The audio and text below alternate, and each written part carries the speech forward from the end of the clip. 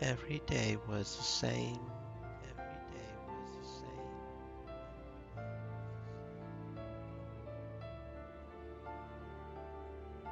Gray marked the young boy's world, a boredom and unchanging that in itself was a kind of slow torture.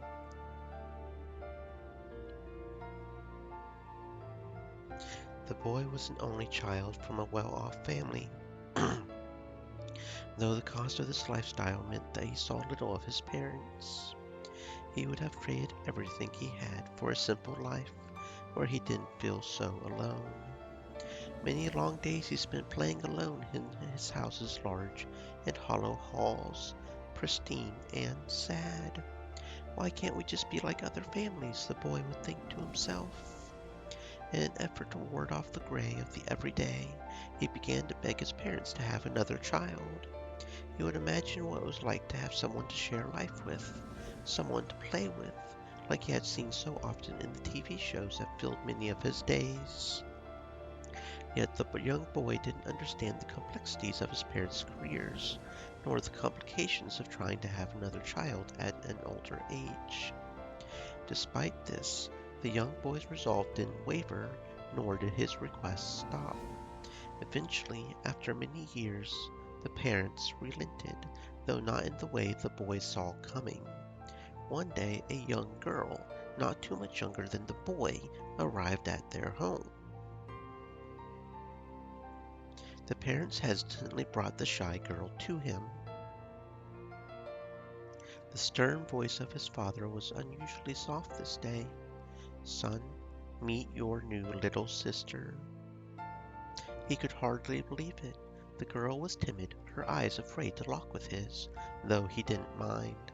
He understood that anyone who had been put up for adoption must have had a tough life, and in that moment, in the blue of her eyes, he made a resolution. He resolved that it was his job to care for her, to protect her, and to love her, that he would be the best older brother he could be. It was his job to draw out her confidence, to restore her world. The journey was long, and though it took some time for the girl, little by little she started to warm towards the boy. She admired his devotion, his kindness. It was the only proof she had experienced that there was good in the world, that someone existed who refused to abandon her like all the others had done. Over time the two grew inseparable. In each other, both the girl and the boy found solace. They had found their respective salvations. For a time there was peace. There was happiness. Color had begun to fill the world. Though, as the boy was about to have instilled in him in the cruelest of ways, nothing endures forever. One day, about 2 years after the young girl's arrival, the two decided to walk to the local shop in town to get some sweets. Most of the time they were left unsupervised, so the boy viewed it as his role to look after her. The girl happily skipped down the street, and as they approached the store, she broke into an excited run. Though on this day, perhaps for the first time, the boy had grown careless. He hadn't noticed that she was no longer skipping by his side. As he looked up, he saw the flash of color, a color he understood heralded danger. Why hadn't he realized sooner? "Stop! Look!" he cried. He motioned. He pleaded that she would notice the color of those lights, that she would halt before her feet hit the road. Though the call was too late, she turned at his pleading, but by this time her momentum had already carried her onto the road. The boy sprinted to make it to the girl in time. He could see in his periphery a vehicle fast approaching. He stretched out his hand, and in that split second, all kinds of thoughts hurled through his mind. I won't make it. But what if I dive? Could I push her out of the way? Will that be enough? The girl simply froze, and a moment before impact lifted her arm back towards him. The boy caught her frightened eyes one final time.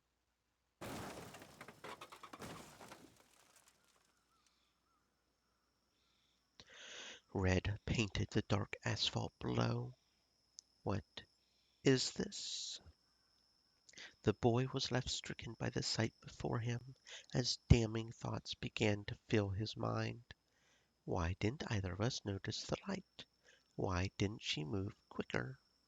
Why didn't I push her out of the way? Am I just a coward? Why?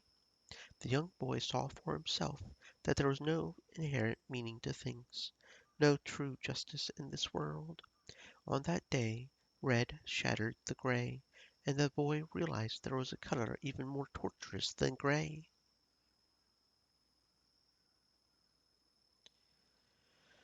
Oh my, starting off the game right?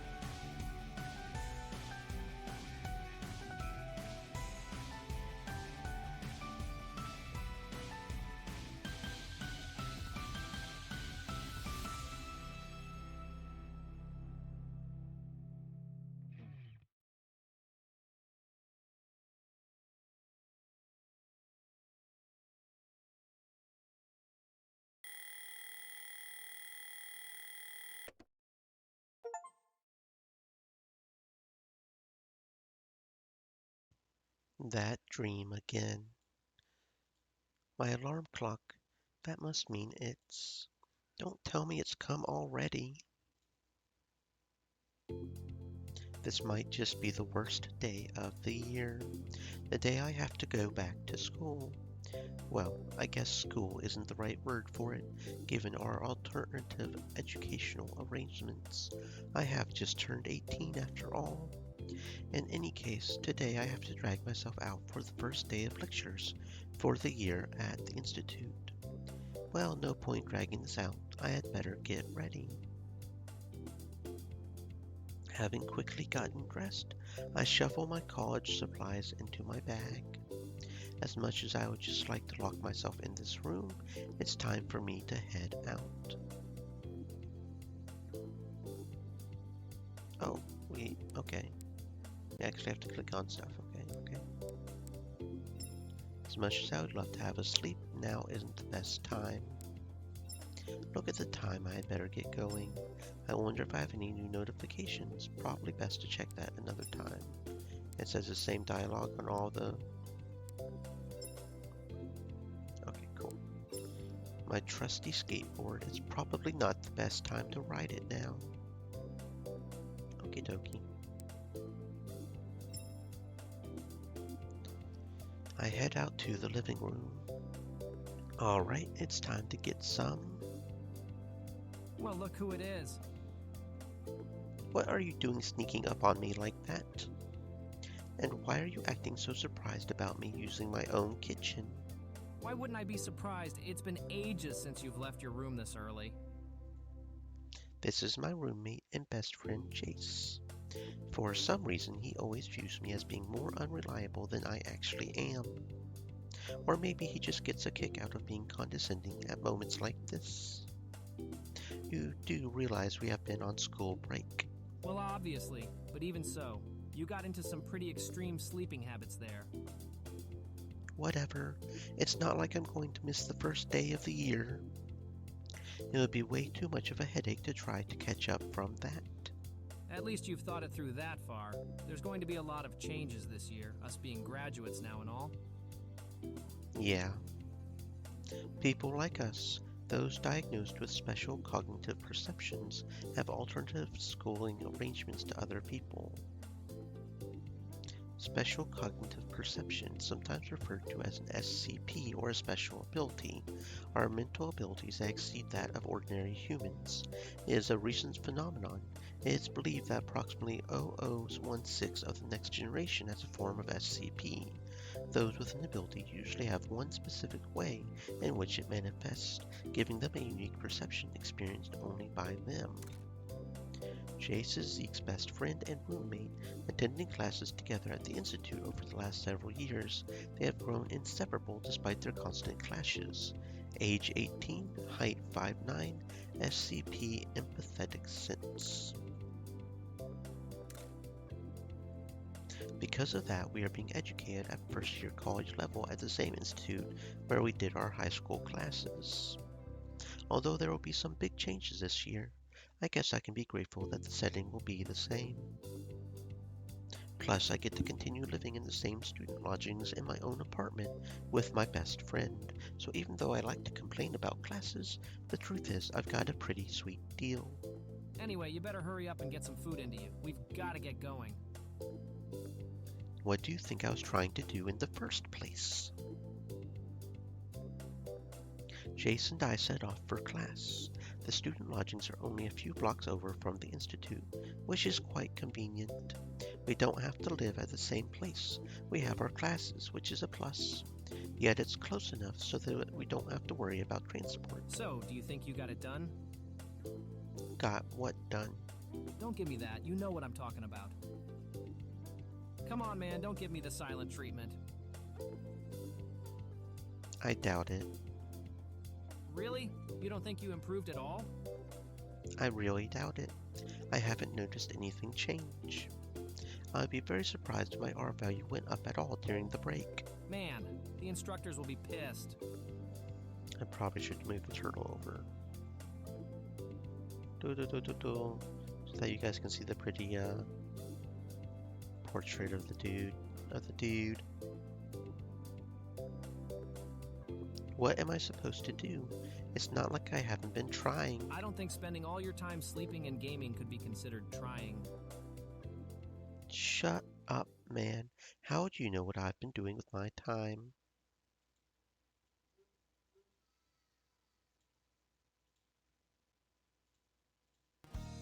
Really? first day back, and you two are at it already? And there she is, right on cue. She has a habit of sneaking up on us out of nowhere like this. Well, well, if it isn't our favorite stalker. Ah, Isla. It's been a while. How are things? Isla is a close, long-term friend of both Zeke and Jace. She is one of the only students at the Institute who lives in Kakurita City with her family. Age 18, height 5'7", SPT, time, anticipation. They were much better until a moment ago. I forgot what a meanie he can be. Easy, easy. I said you were my favorite stalker after all. So you're saying you've got a bunch of others lined up too then, do you? Others, so you're admitting you're one of them. Huh? Well... I probably shouldn't tease her, but with reactions like this, it's way too hard to resist.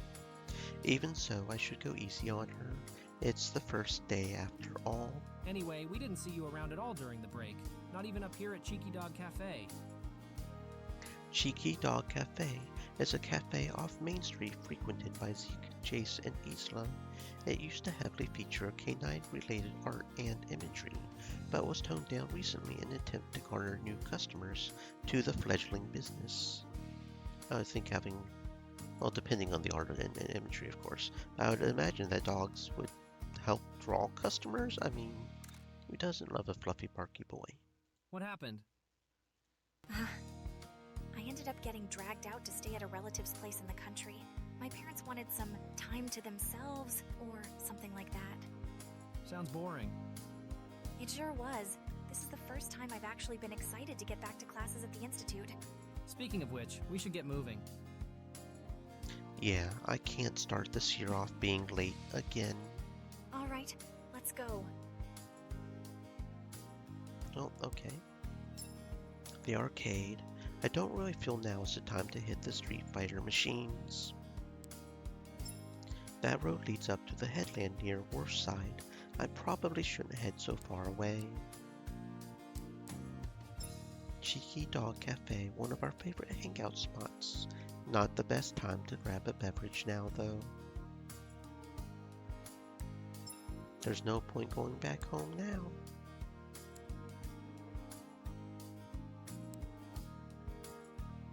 Making sure there's no other rainbow spots. They are a little hard to see, I think. There it is. It's been a while. The Huntley Institute is a prestigious scientific research institute renowned worldwide for its endeavors in fields ranging from physics through to neuroscience. Since the advent of those with SCPs, the Institute has chosen to take on many of them as students to aid them with their abilities and conduct research to better understand the phenomenon. A prestigious scientific research institute and also our place of learning.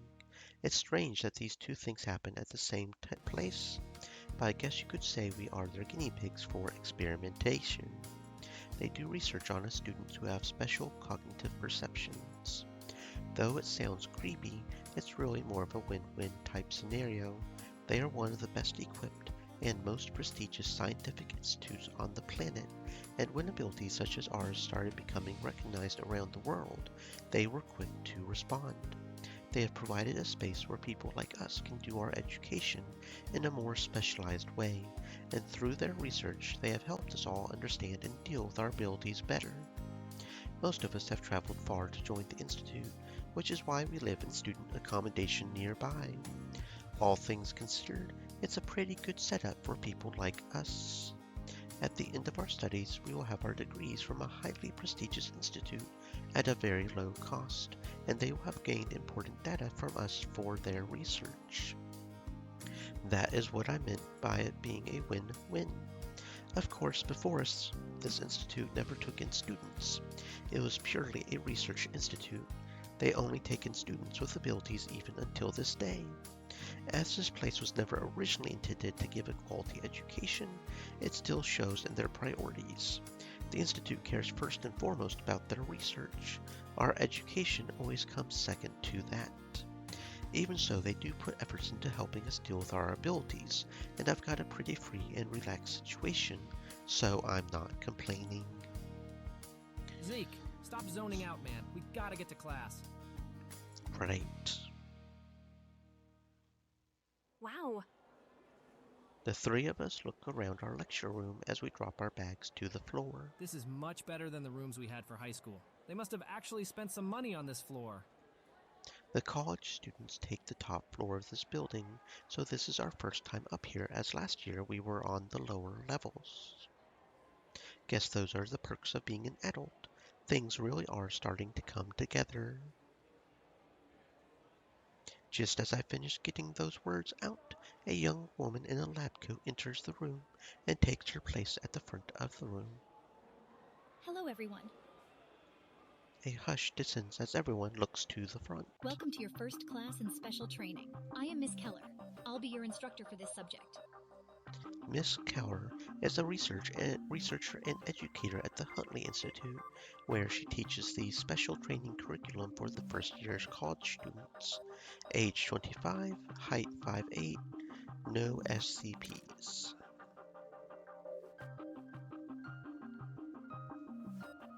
This is the first time I've seen her here. She looks quite young. I wonder if she is new. Don't know. It's more likely that she has just been assigned to do this class for the first time. The Institute is huge after all, with many staff, and we students only take up one small building. All the other instructors we've had also had other research jobs here on top of their teaching. After all, teaching students like us is a minor part of what the Institute does as a whole.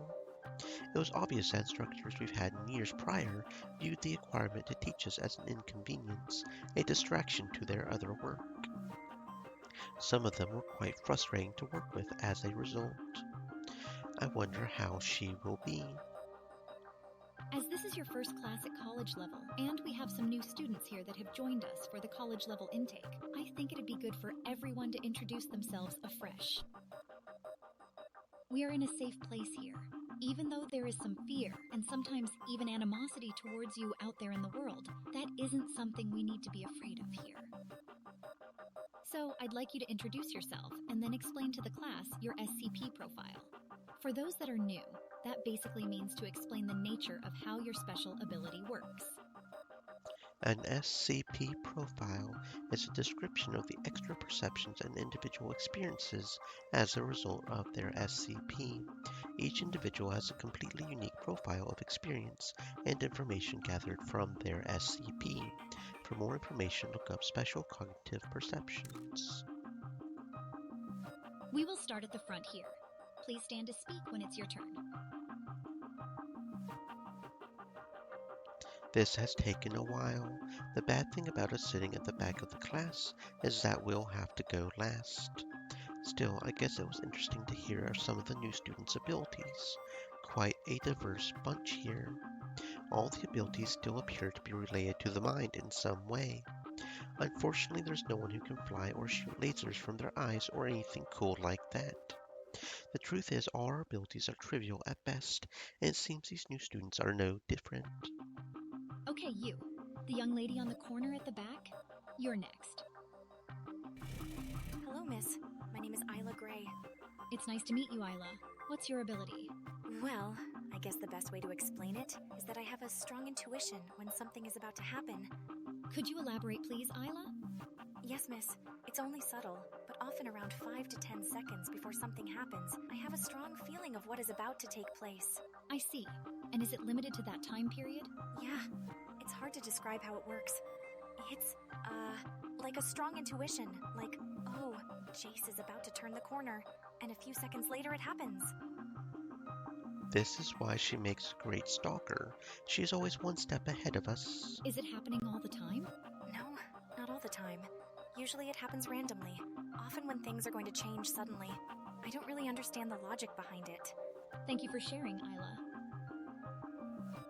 Miss Keller turns to face Jace and I. Okay, you're up next. My name is Jace Burns. It's kind of hard to explain my ability. Just give it a go as best you can. Okay, well, I can kind of grasp onto people's emotions, and sometimes their intent. Their intent? And how does that work? How does it feel when that happens? It's like I can feel a weak sense of their emotions, if they're coming from a good or bad place. I can't read thoughts or anything like that. It's more like a strong sense of empathy. I can experience where they're coming from emotionally. Though my own emotions can mess with it a little bit, so I have to work on that. Interesting. It's nice to meet you, Jace. Well, it looks like you're last.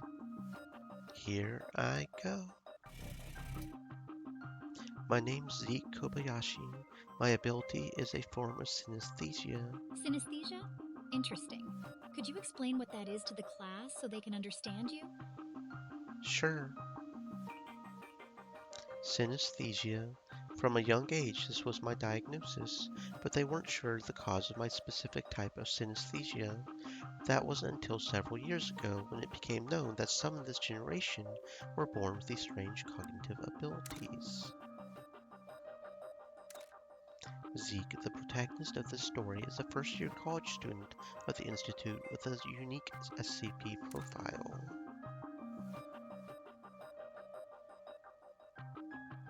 There's 100 tips, it looks like. Okay. Good to know. Good to know. Synesthesia is when the brain connects two normally unconnected senses together, resulting in some pretty strange sensory experiences. For example, someone with synesthesia might see colors as they hear music. They don't just imagine the color, but can actually see color fill their vision as they hear the music. Others may hear certain noises that they associate with certain numbers. Some even have a certain taste fill their mouth as they hear certain words. Synesthesia is a unique condition from a hyperlinked brain, or so I'm told. I'd really prefer not to share this with the class, but it's not like she's giving me much choice. I can't get on this new instructor's bad side on the first day. I just hope I don't butcher this explanation. Synesthesia is where you experience stuff with your other senses, I guess. Damn it. I knew it. This is going horribly. I hate speaking in front of people like this. For me, I can see colors in my sight that highlight certain objects. Colors that highlight objects? Could you expand on that a little? I'm still figuring it all out, but the colors I see seem to highlight out things that are important. Sometimes it even happens to things I've never seen before. I don't understand how it happens or why. I see. So you can naturally discern objects of significance through this synesthesia of yours.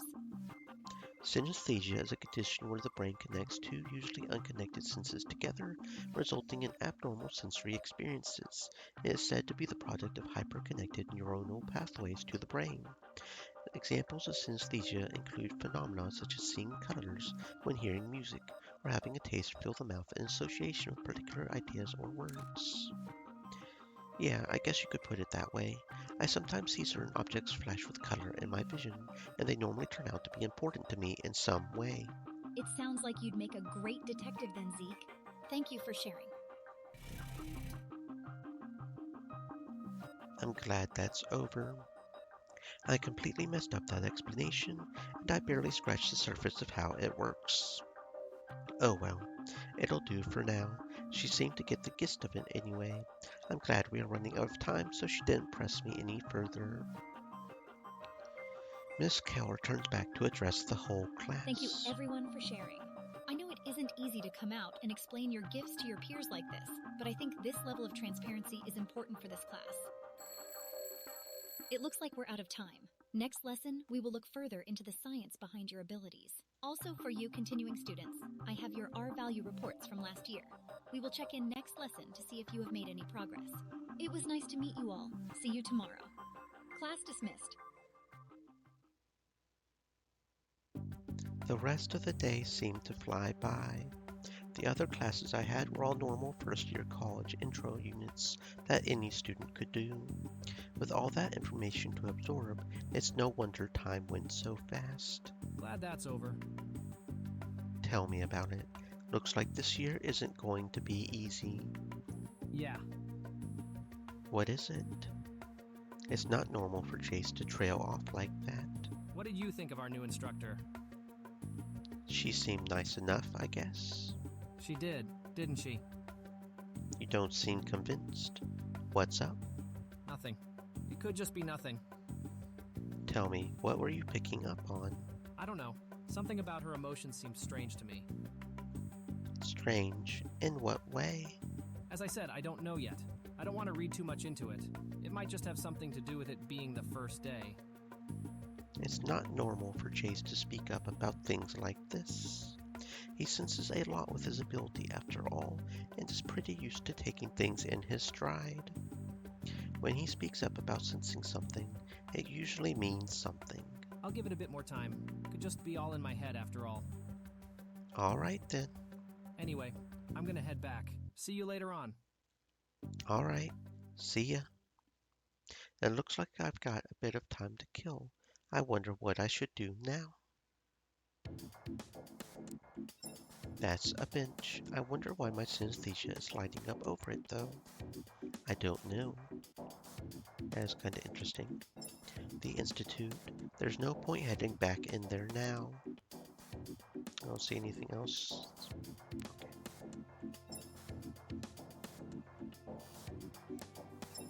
That road leads up to the headland near Wharfside.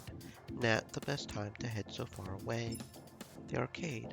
I don't really feel now is the best time to hit the Street Fighter machines. There's no point heading back home now. So, we can go back to the Institute for some reason. Okay, that's interesting. Okay, doesn't look like anything else, so we'll go to the cheeky dog, I guess. Boop, and we get hit. Sorry. This is awkward. The girl's now sprawled out on the floor. And milkshake she was holding has spilled everywhere. What was she doing storming through the cafe in such a hurry anyway? What will I do now? She looks pretty upset. The way she's staring at the milky puddle on the floor seems a bit over the top. She's looking at it like she just dropped a baby or something. Well, no use crying over spilled milk.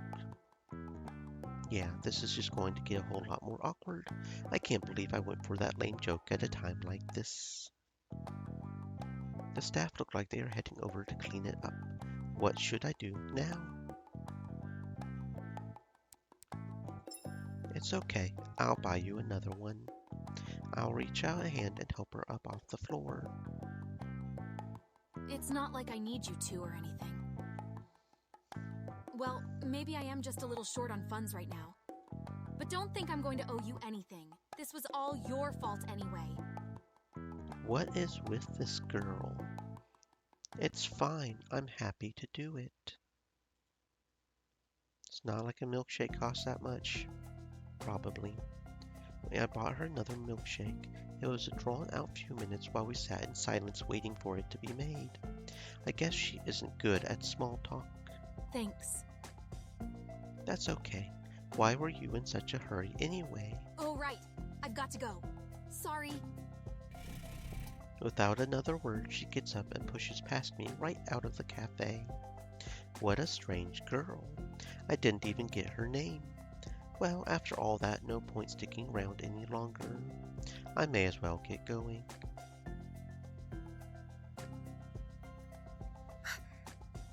A flash passes before my eyes as I exit Cheeky Dog Cafe, one that, once again, almost bundles me over.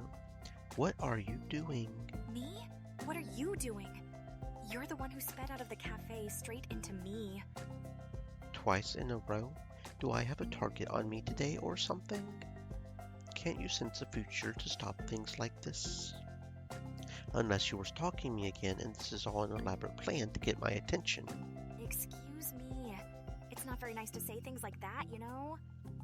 I tease her about stuff like this all the time. Wanting one of her cute responses can hardly be held against me. If she genuinely didn't like it, I would stop, but she always seems to play along happily enough. That's what I tell myself anyway. Why were you in such a rush? I was going over to the arcade. You really love that place, don't you? She started getting into it last year, but I never ended up going along. You should come. See me in action. That sounds good, but maybe not today. I'm just going to go home and relax. It's been a big day. Okay. She seems a little disappointed. Well, I'm going to go again tomorrow after school if you're free. Tomorrow? I never planned that far ahead. Uh, But if I'm not doing anything, I'll head over tomorrow after school. you better. Well, either way, I'll see you tomorrow. Bye. Later.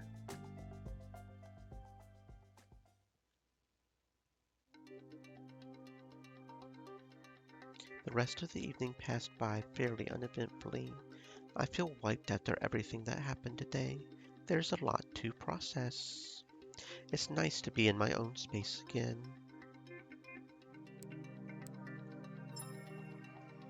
Kakurita City. Kakurita is a thriving city known for its innovation and diversity. Originally a port built out of necessity towards the end of the Great War, it has grown faster than any other city in Japan. I often like to look out my window over the city and think how things might have been different. Ever since the Western forces lost the Great Wars of last century, this city has become an intellectual refuge. It was originally built up out of necessity in the later years of the conflict, as a port town for restocking and trade, as well as to house the many refugees displaced in those times. Most of those refugees were of Japanese descent, of course. Said, by the power of the leaves and the affinis, you got a raid. Oh, hello, hello. I am not even going to try to pronounce your name. The beloved moon said, by the power of the leaves and the affinis, you got a raid. And I don't know what an affinity is either, if I'm being honest. But welcome in, friends. My name is Jade. I am a unicorn turtle. I am a bit slow and not very good at a lot of things, but we all have something special inside of us, a little unicorn magic, you might say. We are playing something called Synesthesia. I do not know anything about it. We're just starting. It is technically classified a horror game, I do believe, and there was a bit of a... Oh, it says here a little bit how to say it. Said, Emission? EYYY. Emission. Shion. Welcome in, Shion.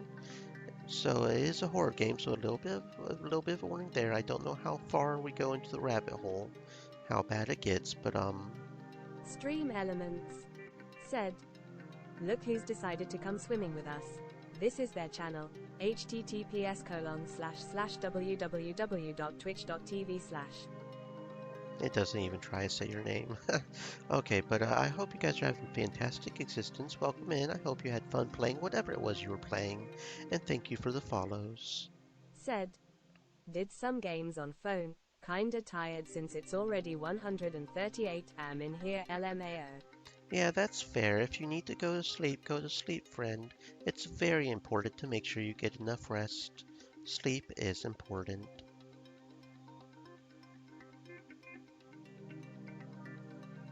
As a result of that heritage, not only is there a culture here that has valued the vestiges of Western history, but has become a major force of innovation and culture in its own right. It is the true melting pot of modern Japan, where cultures meet and new ideas are forged. Moving here to attend the Institute was an exciting proposition I couldn't refuse, a decision years later I still have no regrets about.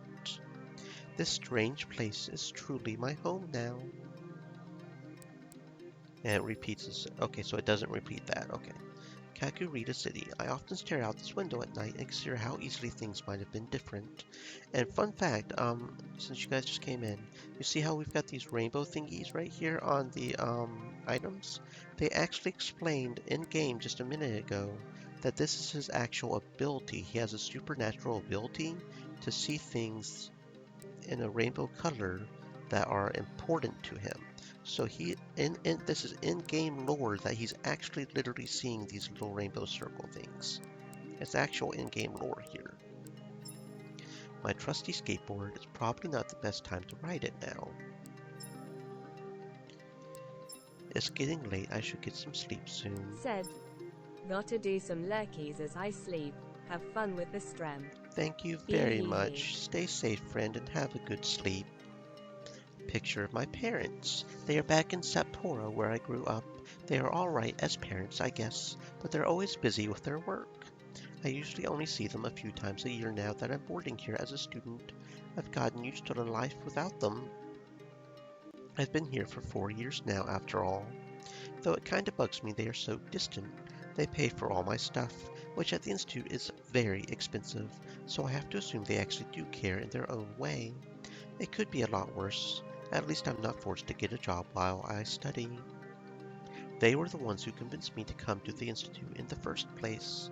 They said it was the best place for my education given my ability, as I had always struggled at traditional schools. Growing up, I used my synesthesia as an excuse to get out of homework, even though it wasn't what actually caused me to fall behind. I just found school so boring and overplayed my condition to get out of doing homework. A lot of the time, my synesthesia isn't even triggered in ways I notice. Some days barely trigger anything at all. Other times, it happens constantly. I still don't fully understand how it works. In that sense, I guess my parents were right to send me here, as hopefully I'll be able to learn more about it through their research and my studies. Still, at times I can't help but wonder what they really think of me and my ability. Picture of my parents, I wonder what they are doing right now.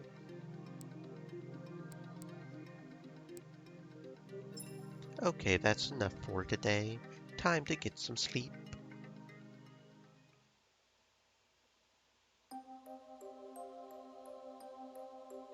Ouroboros, the serpent alchemica, is represented by 14th century alchemical tracks. Ouroboros is an ancient symbol used from ancient Egyptian iconography and ancient Greek magical traditions, as well as more recently in alchemical practices.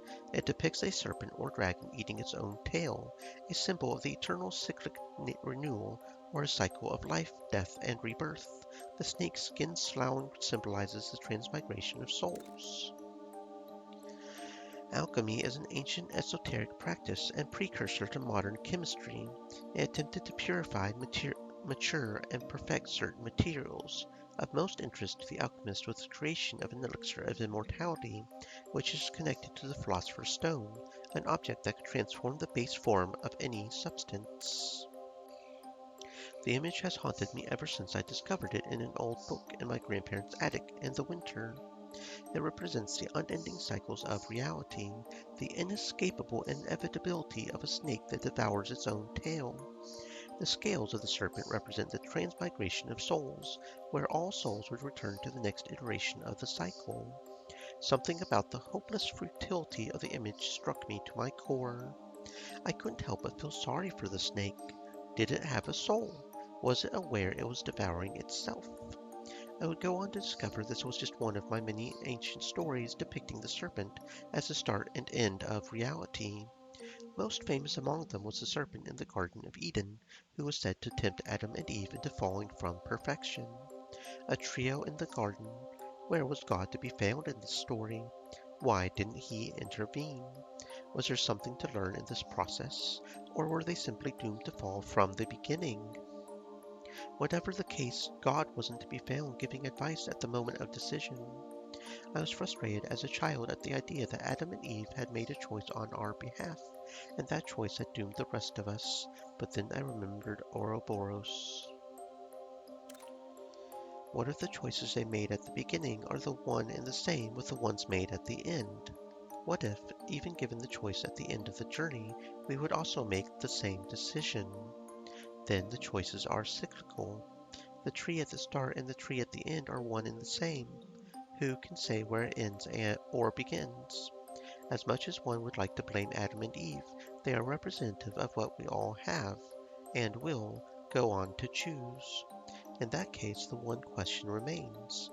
Is the serpent forever doomed to devour its own tail?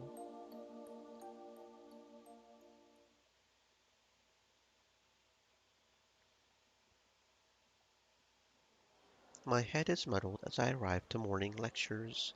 At night I often find it hard to sleep, though recently it has been getting worse. I always end up getting carried off in strange thoughts or ideas that have fascinated me since my childhood. Sometimes they're just strange conspiracy theories I've heard, or other theories I make up in my own head. But these thoughts, and the vivid dreams that often follow them, they're definitely getting stronger. It's gotten to the point they sometimes scare me. It's not helpful for me to think too much on it, though. I just end up freaking myself out for no reason. I should at least try to stay positive, right? So despite getting another terrible night's sleep, I just managed to make it in time again today. That's a win. 2 days in a row. I'm on a roll. Hello, everyone. Sorry I'm late. Hey Zeke, remind you of anyone casually walking in late like it's no big deal? She's perfect for you, man. Shut up, Jace. So much for staying positive. I'm way too tired to hear this crap from Jace right now. I guess man simply isn't meant to be awake at this early hour. Besides, not only is she my instructor, but two unreliable people together would be way too much to handle. Miss Keller takes her position at the front of the room and begins the lesson. As I said yesterday, today we are going to lay a theoretical foundation for the year. It is important you all understand the nature of your gifts. They aren't supernatural abilities, nor superpowers. As much as the media and people online like to sensationalize such things, everything in this world has a fully scientific explanation. Excuse me, miss? Yes? How can we know that? Like, how through science can you explain someone knowing the future? It's true that we still don't have full explanations for these abilities you possess, but that doesn't mean we need to rush things by reaching for a supernatural explanation. Everything can and will be explained rationally and scientifically. And then how do you explain Time Girl over there, or the reading people guy next to her? Time Girl? Okay, settle down, everyone. That student sure is bold mouthing off like this on the second day. He's one of the newbies too. Think of it this way. Zeke, you mind if I use you as an example? No, that's fine. Why is it always me that gets picked on for things like this? Maybe there really is a target on me. So Zeke, you said that objects of significance would be highlighted with color in your vision. Is that right? Yeah, that's right. Do you have any idea how it happens? As in, is it based on information you possess or anything you're able to explain? No, nothing like that. It happens outside of my thinking. I kinda just see things overlaid in color, and they either have been or will be important in some way. I see. Well, here's a possible explanation for what's happening. Your brain in the visual cortex picks up on tiny little cues your conscious mind would never be aware of. The visual cortex is the portion of the brain that processes and filters visual information into higher consciousness. It is the outer layer of the occipital lobe, which is the part of the brain responsible for all visual processing. For example, an object being in a slightly different position or a different angle to what it was earlier. Something your conscious mind filtered out as irrelevant, but your mind actually did process. The mind can then run processes in the background to link it with other information in your brain, such as little cues your conscious mind may not be aware of, or even things you've forgotten. This can be done in the background outside of your awareness, in the same way your mind regulates all kinds of bodily functions with precision, without you putting in any effort at all. The mind is far more capable than we can imagine. It then sends that deduction as a visual cue back to your conscious mind, thus the color you experience with your synesthesia. I've never thought of it like that before. Did she really just come up with all that on the spot? But miss, you can't prove that. That's just speculation. You're right, but speculation based on reason. It's much more plausible than invoking the supernatural. It's not speculation, it's a hypothesis. Part of the scientific method. Then what about some of the other gifts? They aren't so easily explained. Well, take Isla for example, since you mentioned her before. Isla, you said you could preempt events occurring by about 5 to 10 seconds, correct? That's right. There are all sorts of things the brain may pick up on to explain that. A shift in light, a smell, the breeze on the skin, little tiny cues that your subconscious mind puts together to send a warning that something is about to happen. What she is saying makes a lot of sense, and it could explain Jace's ability too. He could be subconsciously picking up on the tiniest of body language cues to be able to tell what people's emotions and motives are. Are you saying we don't have special abilities at all? That we are just a little better at picking up on things? No, I didn't say that. Not at all. You do all have incredibly unique abilities, even if my theory is correct. You all exhibit incredibly unique cognitive abilities. Your minds seem to be hyper-connected. You're able to automatically process information that gives you extra perceptions over what other people have. In that way, all of your abilities could be considered a form of synesthesia. Your senses are crossing over each other in a way that gives you new information to utilize. This could be the next step of evolution. You could hold the secrets to unlocking the potential of the human mind in ways we never thought possible. It's dead silent in the room as our instructor allows the silence to linger. It's probably her way of adding dramatic tension to her revelation. Is this the consensus view of what is happening with us? Oh? Looks like she is impressed by the question. Jace is pretty smart after all. What do others within the Institute believe? No, it isn't the consensus. There is no consensus yet of any form. There are quite a few competing theories, and some pretty crackpot theories among them.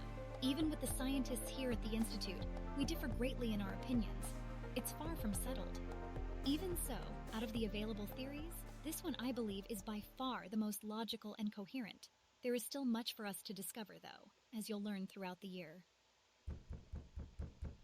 Oh, this must be her now. Miss Cower opens the door and leads in a young girl who stands at the front to face the class. Wait, is that Milkshake Girl? Damn it, I just blurted that out in front of everyone. I look like such an ass. Now everyone is staring at me. Dude, what are you doing? Shut it, Jace. Chic. Sorry, miss, it was an accident. This is so awkward. Why wasn't invisibility my special ability? Next time, keep the comments to yourself. Yes, miss. So anyway, as I was about to say, today we have another new student joining us. She would have been here yesterday, but she has had a few troubles in her relocation. Why don't you introduce yourself to the class? Okay. My name is Eris Lucine. Eris Lucine. Eris is a recent transfer student to the Huntley Institute, having traveled to learn the truths behind her ability. Age 19, height 5'6". We don't know what her SCP is. Interesting. It's a privilege to be joining you all. Thanks, Eris. Also, yesterday all the students shared their special abilities with one another. Would you like to share yours with the class? Well, sorry, miss. I'd prefer not to. She looks really uncomfortable right now.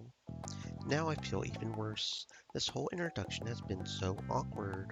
I'm probably to blame for that. I probably put her off. Now everyone is staring at her. That's okay. Another time, perhaps. Take a seat. All right. Let's continue where we left off. We will have to leave it there for today. We didn't get time to look at those R values for you continuing students. We will do that next lesson. Thanks, everyone. Class dismissed. After leaving the lecture room and entering the hallway, I have a twinge of guilt about Milkshake Girl. What was I thinking? Should I apologize to her? Or maybe it's better to just ignore it and act like nothing ever happened. As much as I want to pretend it never happened, I should probably apologize to her. It's her first day after all, and that was the last thing she needed. Catching up to her in the hallway, I call out to get her attention. Hey, Eris. She turns toward me at my call, though her eyes seem distant. Yes? Sorry about the Milkshake Girl thing. Huh? She doesn't seem very interested in me right now. Maybe this was a bad idea. Why did she do that? Do what? What was she thinking? Asking me to tell the whole class? She seems to be muttering to herself more than trying to speak to me. Looks like she has finally noticed I'm here. What do you want? I guess she is a bit spacey. I was just apologizing for what I blurted out to the class earlier. That's fine. I don't care about that. Oh, okay. That's good then. What do I say next? She is just staring at me now. Did you tell everyone? Tell everyone what? About your ability. Oh, that? Yeah, everyone did. I see. She sure does seem upset about it. You don't like to tell people? I don't want to talk about it. I'd better get to my next class. Oh, all right. See ya. And just like that, she leaves. I wonder what is going on with her. I had better get going too. The rest of the classes were uneventful, but I got through them without any more embarrassments at least. I wonder what I should do now. That's a bench. We still don't know why synesthesia is lighting up over it. No point in heading to the institute now. Nothing else to look at. We can go to the cheeky dog or we can go to the arcade. Going back home. We did tell her if we were doing nothing else we would go to the arcade, so we'll go ahead and go to the arcade. It's been a while since I've been here. This is Gus's arcade. Gus's arcade was first opened in the early 80s, and despite financial hardships over the years, has managed to stay open by the close support of the local community and the dedication of its owner, Gus. Jace and I came here a few times back in senior school, but I was never particularly great at these kinds of games, so I got bored of them pretty quickly. Wait, what is going on over there? Where did this crowd come from? Almost there. They are gathered around Isla. What is she doing? Some of them are even chanting her name. You can do it, Queen Eye!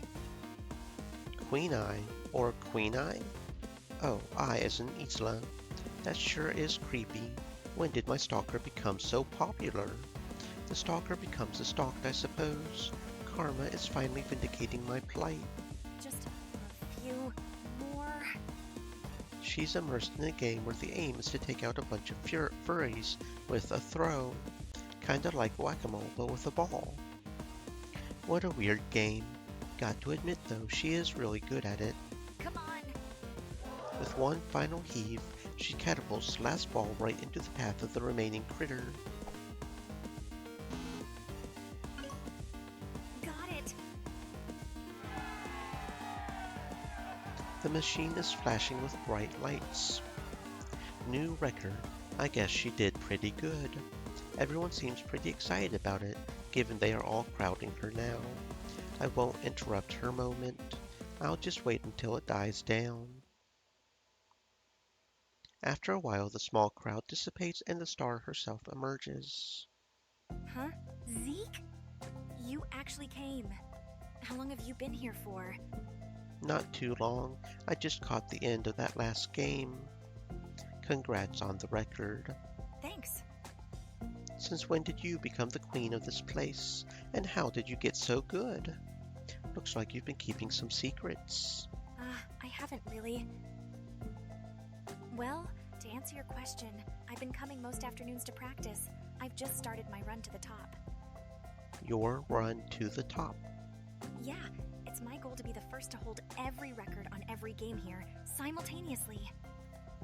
That's quite the goal. It looks like you're already amassed a fan club for it. Yeah, most of the records here were held by a single person. They have stood for years. He was a legend around here. Nobody was able to beat them. Most thought they'd never be beaten.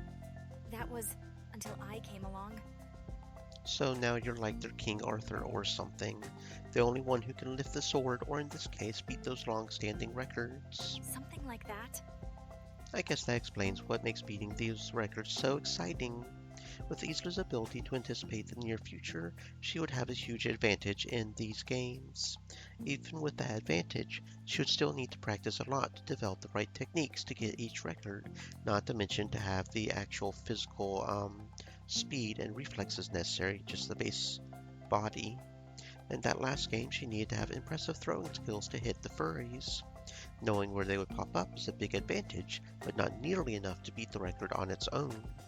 If I'm being truthful, I'm a little impressed. I guess she has been hiding a few surprises after all. What are you doing now? Nothing. I'm done here for the day, though. I'll probably just head on home.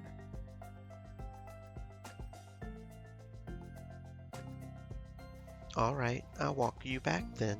Okay. We began walking back together down our usual path bathed in the warm afternoon light, sometimes talking about mundane things, other times enjoying a comfortable silence. Isla, Jace, and I have grown quite close as we spent our later years of middle school, as well as all of our senior school together at the Institute. We got along well enough with the other students, but mostly kept to our Stream little trio Elements through those said, years. "Stay moist, my friends. Hydrate." To me, they are my family. For Isla, though, it's a bit different. She is the only one of our trio who lives here with her family. Most of the students board at the nearby student accommodation like us, so she is an outlier. It's an expensive area, and the Institute takes gifted students from all over the country, so it's natural that most wouldn't live nearby with their families. Isla lives towards the top of Sharp's Point, a raised headland point that overlooks the sea on one side and the city on the other. The house and the outlook are amazing, and her family are really nice too. She's got everything, really. Sharp's Point is a raised headland point that overlooks the sea on one side and the city on the other. Isla's house is situated towards the top of the point and boasts a stunning view over the city. Here we are. Thanks for walking me back. It's been a while. I kinda missed it. Yeah. Well, I had to make sure you really did make it back. Otherwise, I would be worried you would stalk me back home after the arcade. Hey, that's not very nice. But now I don't need to worry about that. So as you can see, I actually did all this for my own benefit. Sure, right. Anyway, thanks for watching me play. On the weekend, I'm planning on continuing my run. If you're free, you should come down. I don't think I've got anything going on. I'll ask Chase and we might both come. That'd be great. Anyway, I'd better head inside. Dinner will be ready soon. I'll see you tomorrow. See ya. Isla skips along through the entrance into her home. I wonder what it's like to live in a nice house, surrounded by such a nice family. No point giving that too much thought. That road leads down to Wharfside. Seems like there's always a road that leads down to Wharfside. That's interesting. In the sky, I can see multicolored bands streaking out from the city. It's a phenomenon of my synesthesia, as I've asked others and nobody else can see it. It wasn't always there, though.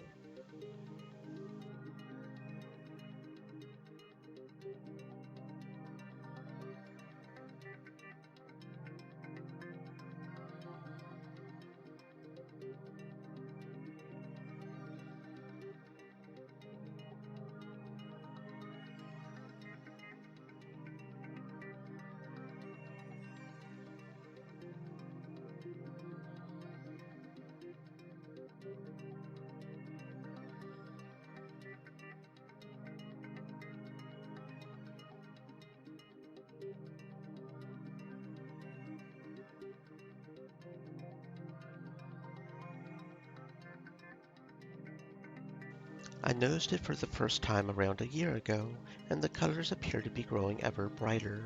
The light is a little like the haze of a city, in that whilst you are amongst it, you can't see it, but looking from a distance it becomes immediately obvious. Normally only particular objects or important places trigger my synesthesia, so when I started to see this radiating out over the whole city, it had me worried. Even now I still have no idea what it means. I don't know if it means something will happen to the city soon, if it signifies something about the city for me personally, or if it just means nothing at all and my synesthesia is glitching itself out. Whatever these streaks are, they're highly unusual and weirds me out when I look at them. Synesthesia streaks. As an unusual phenomenon of Zeke's synesthesia, he sees multicolored bands streaking out from the city. They can only be seen from a distance, and he has confirmed they can't be seen by anyone other than himself. That probably just means the city's important, right? The entire city is important. That's probably what that means. That's Isla's home. I wonder what it's like to live in a nice house surrounded by such a nice family.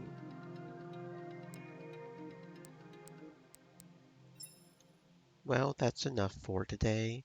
It's time to head back home.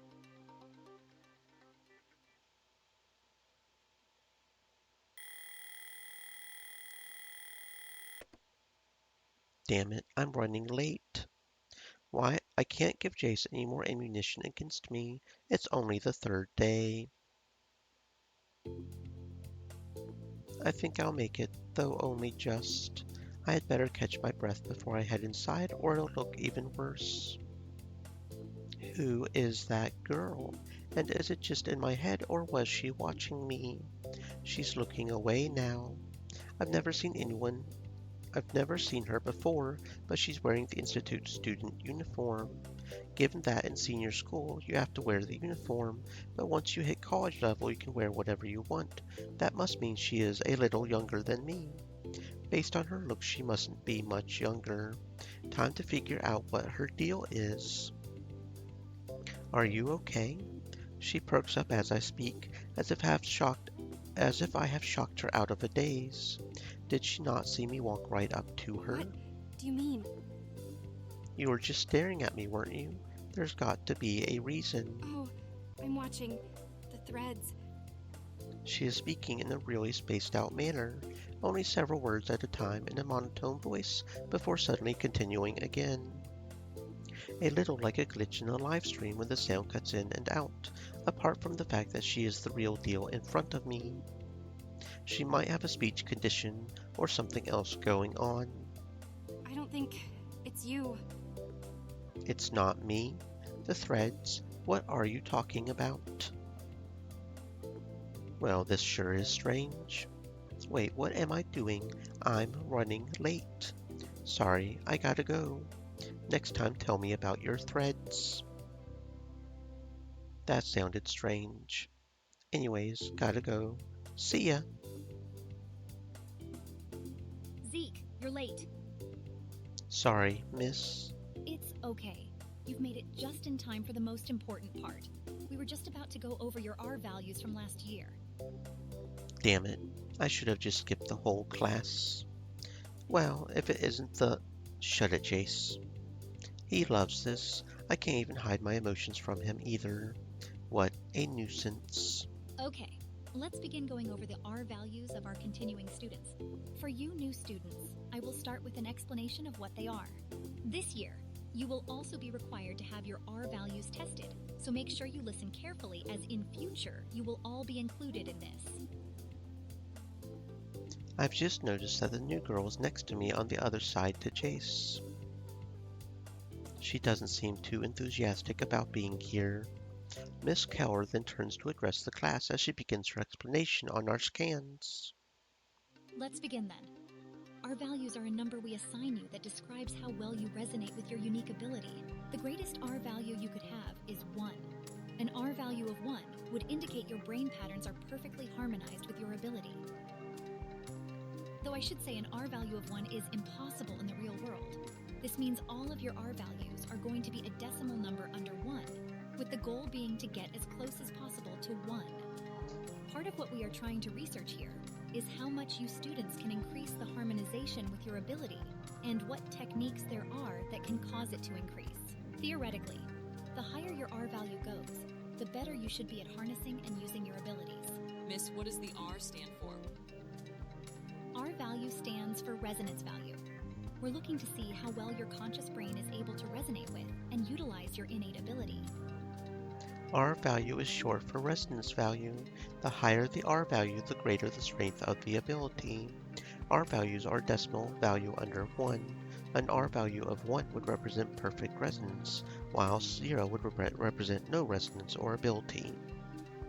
In reality, an R value of 1 is thought to be impossible, as an R value higher than 0.5 has never been observed.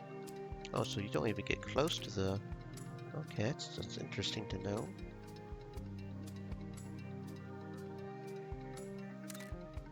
Think of it as learning to become harmonious with your abilities. Harmonious? Isn't it just about how hard we train to use them? No.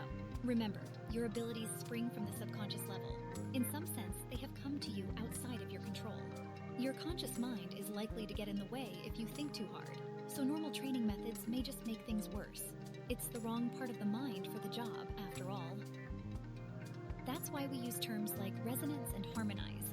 We want to see if there is a mental state one can enter that may enhance one's R value. It's not really the same as training. At least, It's not the word I'd use to describe it. That explains their approach. Over the break, they gave us all these weird meditation-like exercises related to our abilities to see if it would improve our values. I doubt I'm going to have any improvement, though. Okay, we're going to go through and test the R values of our continuing students. The rest of you can watch on. You will join us in our next round. Is this something we're all going to have to do in front of everyone? Yes, I want us to learn to be comfortable sharing this information with one another. Again, this is a safe place, and becoming at peace with your abilities may help increase your resonance. It may be uncomfortable doing this in front of everyone, but I feel this is something we all need to push past. Consider it part of your learning. Okay, let's get started. Miss Keller goes through all the students, inviting them up to the strange-looking brain scanner situated at the front of the room. Most of them have quite low values, but they have all shown a slight improvement from their earlier readings. It's not much, but it's something. It looks like we are going to be the last in the class to be called up again, though it's no surprise as we always position ourselves at the back of the room. Isla, come up. It's your turn. Isla seems pretty calm as she takes her position at the front of the room. So, your last R value scanned at the end of last year was 0.165, which is pretty high. We're about to commence the scan. Clear your mind and enter the state you've been practicing to enhance your gift.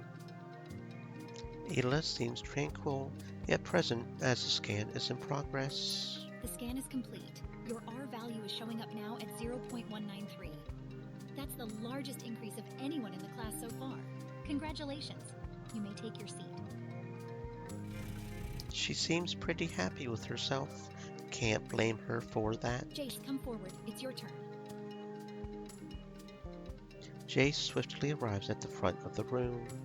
Like Isla, he seems quite calm as he stands under the scanner. Jace, your initial R value was 0.143. It's now showing as 0.151. Great work. As Jace sits down, I get up, preempting Miss Keller's call for me to come to the front. I just want to get this over with. Okay, wow. Zeke, I can see here you've the highest R value seen at this institute. It's 0.412. Did she have to say it like that in front of the whole class? This is just going to make it worse. Okay, let's see. I step under the scanner, waiting for the chime so I can get the bad news over with. Well, Zeke, it seems your R value hasn't changed. It's still at 0.412. Well, I mean, that's still pretty high, right? Like, the highest value you've ever seen is 0.5, so maybe we're just peeking. She begins to flip through her papers with quizzical eyes, and here it comes. In fact, it looks like your R value hasn't ever changed, even from when you first started school here over 4 years ago. And there it is. Now everyone in the class knows. I may have the highest R value at the Institute, and by a bit of a margin. However, unlike everyone else, mine isn't improving at all. No matter what I try or what I do, mine stays fixed at 0.412. Everyone else is improving, while I just feel stuck. In fact, I'm the only one who has never shown an improvement at all. It's embarrassing. It's okay. Don't worry about it, Zeke. That's why you're here. We'll figure out what's going on. Take a seat. That's what every instructor has said to me every year. She's just trying to make me feel better.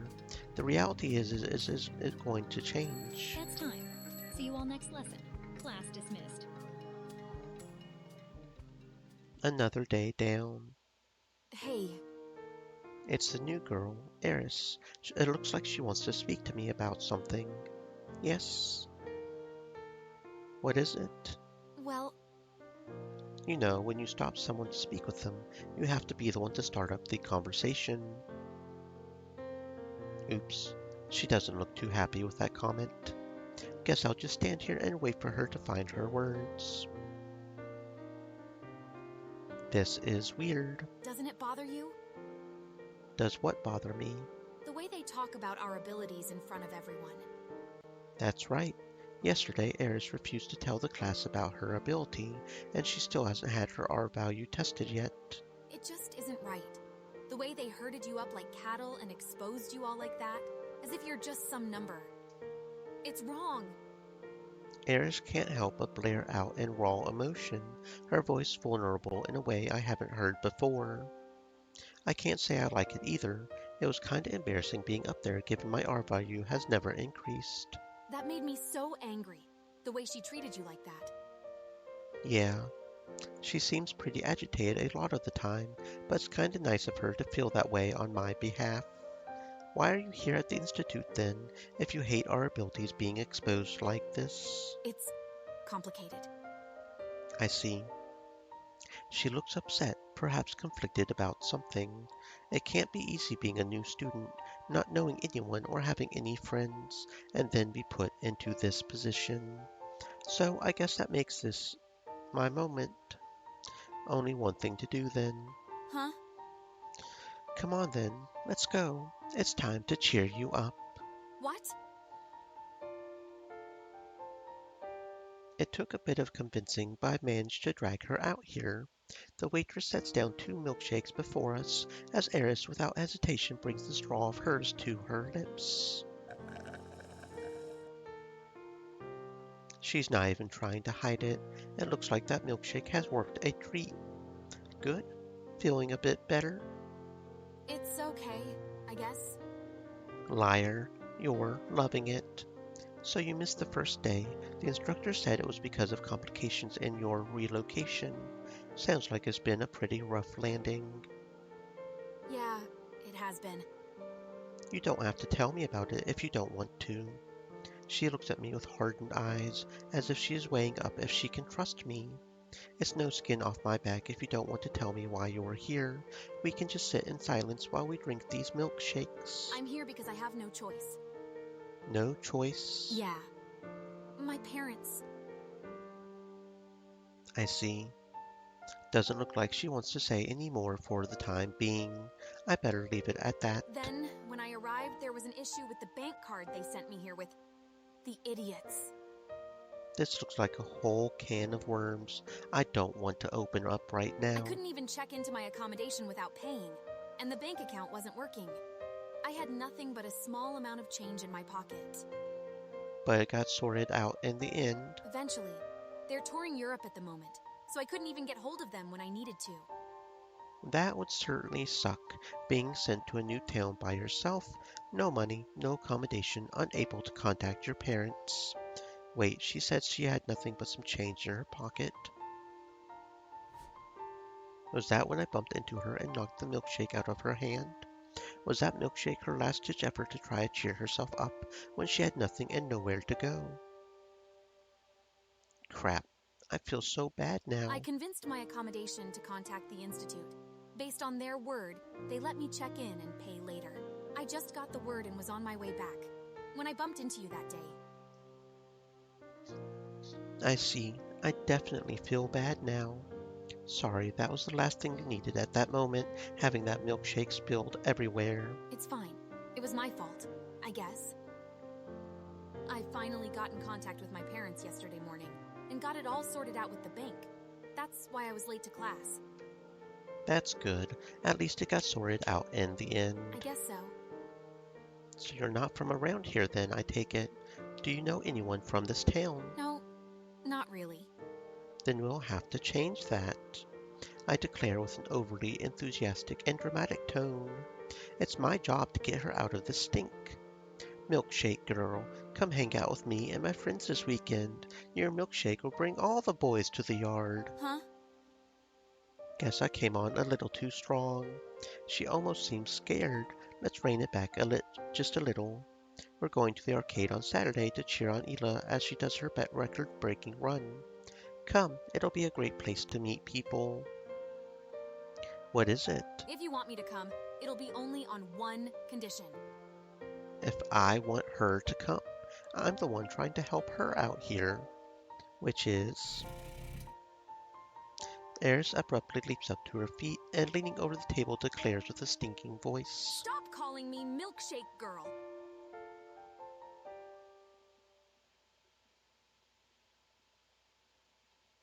It's getting quite late on an unproductive evening.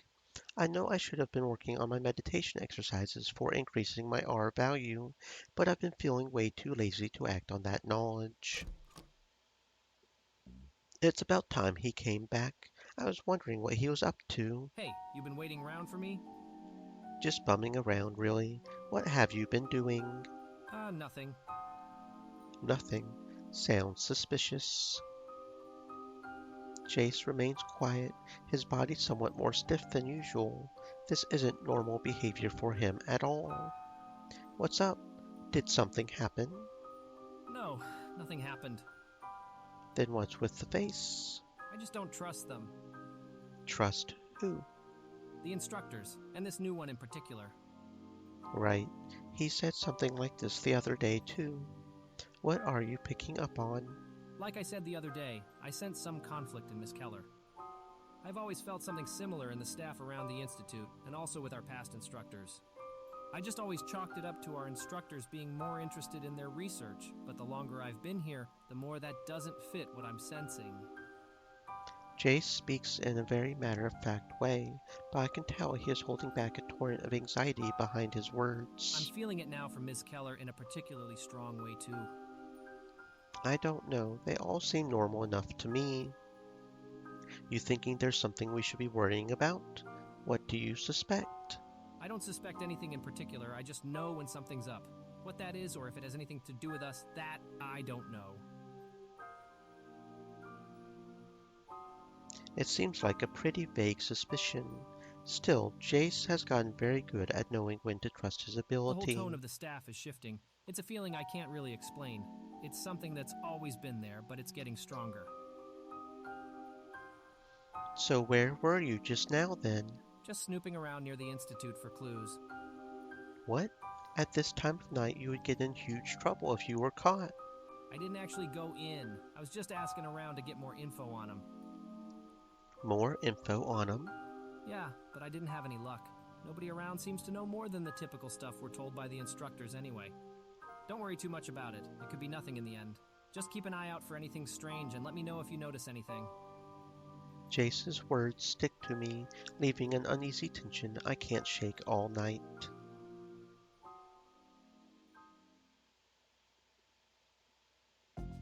The next few days at the Institute passed without anything interesting happening, and that despite keeping an eye out for anything suspicious, as Jace asked of me. So I've hit Friday afternoon, and my first week at college level is complete. It was brutal in terms of the amount of information I needed to absorb, but other than that, it was actually better than I expected it to be. Then something catches my eye. Is that? And is she staring at me again? Her eyes pierce into mine. She was definitely staring again. Well, hello there, knitting girl. Knitting girl? Yeah, weren't you trying to tell me about your knitting last time? She scrunches her eyes tight. She clearly has no idea what I'm talking about. You must mean the threads. Oh yeah, that's it. What is that all about anyway? I watch the threads. Her speech continues its familiar stop-start pattern from last time. It's coming across as quite spacey. What threads? I can see the threads of fate. The threads of fate. It's not you. At least, I don't think it is. You are close. I'm close? Fate? Is this her weird way of hitting on me? If it is, I don't like it. Listen, you seem nice enough, but you've got to try better if you want to score a date with someone you just met. Nobody will fall for a pickup line like that. Plus, talking about knitting isn't exactly screaming out that it's going to be a fun time. I guess she wasn't after a date after all. Shame. She's a little weird, but ticks the other boxes. I don't knit. Right, you just see the threads. Who are you, anyway? Other than the other day, I haven't seen you around. I'm Maya. Maya is a quiet girl in her senior year of high school at the Institute. She often likes to sit out the front of the Institute on her favorite bench. Age 17, height 5'5", SCP, Threads of Fate. Nice to meet you, Maya. I'm Zeke. You're in uniform. You in your senior year? Senior year refers to the final year of high school, which is often the fourth year of senior school, or grade 12 depending on the locale and school type. Yes. So she is 1 year behind us. There are probably around 200 students in total here at the Institute, and most of them are in middle and senior school. At college level, there may be around 50 of us in total. I'm not particularly school social outside of our little group, so there are lots of students I haven't met here yet. I guess she is one of them. So this is your favorite bench. Yes, I like to watch from here. You haven't noticed me before? Nope. Should I have? I don't know. Don't worry, I barely notice most things happening around me, so don't take it personally. I'm sure the other guys notice you all the time. I'm starting to get the feeling I'm misreading this conversation entirely. Even still, she does look quite lonely. She seems like the type who is so used to being alone that she doesn't realize how strange what she is doing really is. That's kinda sad, really. She's probably really nice behind it all. You're not used to talking much like this, are you? I don't concern myself much with the other students, that is. I see. Just as I thought. Would you mind if I come and talk with you when I see you sitting here? I wouldn't mind that. Okay, well, I'll do that. Okay. Well, I had best be going. Have a good weekend. I'll see you next week. Bye-bye. She's definitely a strange one, but oddly endearing too. I hope she makes some friends.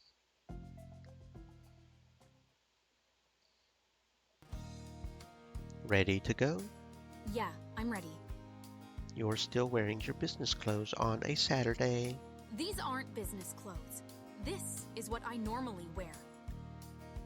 I just figured she didn't get the memo about informal attire being acceptable at college level.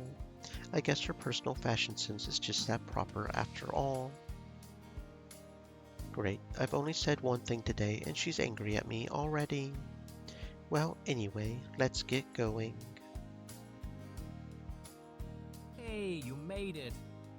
Jace, after one of his usual sarcastic greetings, looks over my shoulder and notices I'm not walking through the door alone. Oh, hi. You're one of the newbies, right? What was your name again? Eris. That's right. Zeke, you pounced on the new girl right away, huh? Pounced? Damn it, Jace, shut your mouth. This idiot never gives me a break. I guess sensing people's emotions makes everything like a never-ending soap opera to him. He seems to never get sick of the same old tricks. Anyway, where is Isla? She's over there. She's having a final practice before she kicks off her run.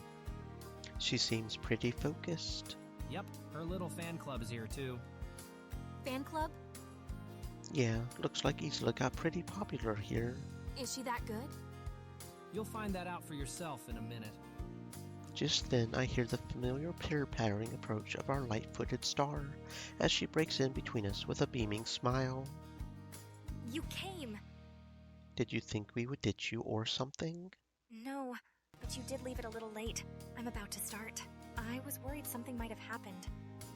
I'm just impressed he made it at all, knowing how he is. Shut it, Jace. Oh, Eris, you came too. Is that okay? Of course. How'd you hear about it anyway? Zeke invited me to come. Is that so? Well, welcome. You're in for a treat. It just got dark all of a sudden. Did they dim the lights? What is going on? It looks like we're starting. I'd better go.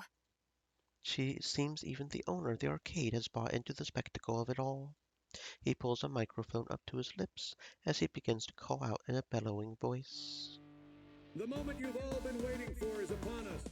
Queen Eye is going to be continuing her record-breaking run by attempting 3 consecutive records today. This is her next step en route to her ultimate goal of holding every record at our fine establishment. You've chosen the right place to come to today, as you're witnessing history being written. First up is the ring shooter. Everyone, let's give Queen Eye a cheer as she begins. Isla steps up to the machine. She looks laser-focused. The machine counts down to begin. 3, 2, 1. Begin! Isla swiftly begins hurling basketballs towards the ring. The gimmick with this one is the ring sometimes suddenly moves position. This will play perfectly into her ability. What incredible speed! I've never seen anything like this. Scooping up balls at her side and shooting in a rapid flurry, Isla gets basket after basket in quick succession. Whoa! It seems like even Eris is impressed. It's unusual to see an expression from her other than some form of annoyance. I guess I'm kinda to blame for that though. 10 seconds left. Can she do it? Come on! Isla is screaming for the balls to roll their way back so she can get more shots off. Everyone is screaming to will her on. She needs to get 4 more in 5 seconds. Come on, Isla. With blinding speed, she picks up balls and in one swift motion, almost instantly gets the shots off. Just one more to get. The timer is almost at 0. She frantically collects a ball to get in a final shot. In mid-flight, the ring suddenly switches position. The buzzer has sounded. This has to go in. Every eye is fixed as the ball sails through the air. It feels like the ball is traveling in slow motion. It hits the net. She did it! She did it! How did she manage to shoot that final one right into its path? I'm speechless. What an unbelievable performance. The whole place is in a frenzy. Whoa! I did it. Wow, she really pulled it off. And with that, she is now on to her next record attempt. The next 2 records she went on to break much more easily, but that didn't make the response from her adoring fans any less enthusiastic. She really lit this place up, I have to admit. Now we are just standing around waiting for her fan club to finish praising her. Finally, here she comes now. Thanks for waiting. Good job, Isla. You nailed it. That was unreal. Thanks, guys. Eris still seems a little shocked. I wonder why. Always knew you could do it. You cut it a little close on that first one, but I'll let that slide. Zeke, why you always gotta bring up the little things? Someone has to be sure to keep your ego in check. I mean, she has a fan club calling her Queen Eye. Someone has to balance the scales, right? So what's everyone up to now? Want to head down to Wharfside to celebrate? Wharfside? And don't tell me you've never been to Wharfside before. The best shops are down there. No, I just got here. Looks like it's decided. We're off to Wharfside. Wharfside is a popular market strip that runs alongside one of the city's major wharfs. It is known for having some of the best shopping, food, and beverage options in the city, making it particularly popular with tourists. It was a bit of a walk to get down here, but it's definitely worth it once we see the endless blue and feel the gentle sea breeze on our skin. Something about being by the water on a weekend at this time of afternoon is rejuvenating. Even Eris seems to have relaxed a lot since we got here. Here you go, guys. One by one, Jace hands each of us a bright red snow cone. 1 tiger blood each. Tiger blood? Yeah, tiger blood is the best flavor. You've never had it before? I've never had any kind of snow cone before. What? But how? How could anyone live a life without trying a snow cone? Could such a life even be called living? Not everyone is from around here, you know? Damn it. Why do I make her angry so easily? Don't worry, most people from out of town are the same. Go on, give it a try. Eris looks a little freaked out at us all staring at her. Fortunately, it doesn't stop her though, as she takes a healthy sip out of the snow cone. Well, Eris's eyes go wide. What does it mean? It's Yes, really good. I knew you'd like it. a triumph. She must really like it. She's practically inhaling it. It's good to know she has the ability to smile, at least. How much do we owe you, Jace? don't worry about it. It's on me today, guys. Thank you. I will never forget this. That's a bit much. She really takes her treats seriously, doesn't she? Jace will stare it straight in with the win on this one, whilst I'm still on her bad side. There's only one thing to do at a time like this. Well, Eris, it seems you have leveled up. Guzzling down the last bits of her snow cone and throwing her empty cup in the bin, Eris then turns to face me with a hand on her hip. Huh? Leveled up? Yes, from henceforth you shall no longer be known as Milkshake Girl. No, I hereby give to you a designation worthy of your new ranking. You shall now be called the Ice Lord. Why did it suddenly go so quiet? Don't tell me she is using her newly found ice powers on them already. Wait, don't tell me. Was this your true ability you were hiding from us all along? No wonder she wanted to keep it hidden from the Institute. It's truly terrifying. We can't let this power fall into the wrong hands. Why, you? Ow. I suppose she still doesn't appreciate my sense of humor. Though I won't be bested so easily. One day I'll get her to crack a smile. One day.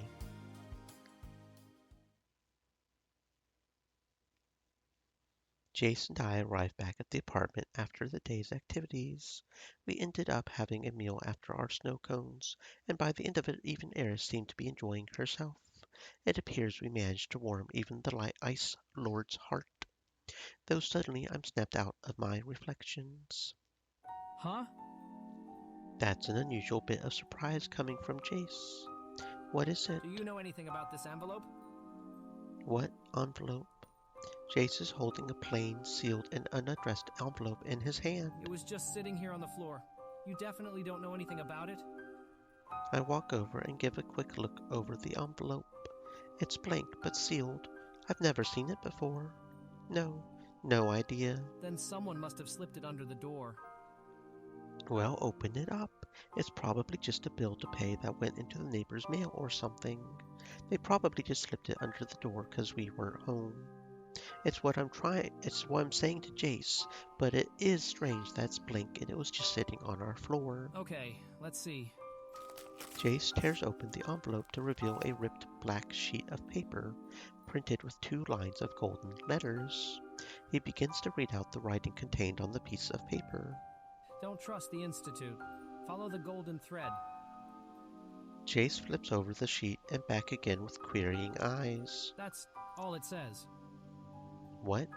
Give me a look. I quickly glance over the letter myself. Don't trust the Institute. Follow the golden thread. That's definitely all it says. What in the world is this? Jace, be honest with me. Are you just pranking me? No, I'm not. Come on, just admit that. I said I'm not. Jace stomps his foot down in anger as he barks his reply full volume. I can't ever remember him doing that. Jace takes a moment to breathe and calm himself. Why is he so worked up? You really aren't pranking me, are you? Then who left this here? I have no idea. Jace seems worried. He is usually so good at taking things in his stride. You've been concerned about the instructors at the Institute recently, too. Is that why you're taking this so seriously? Yeah. Something is really off. I can feel it. This letter. Who would give it to us? What are they warning us of? The timing is definitely strange. He isn't wrong. And what is this about a golden thread?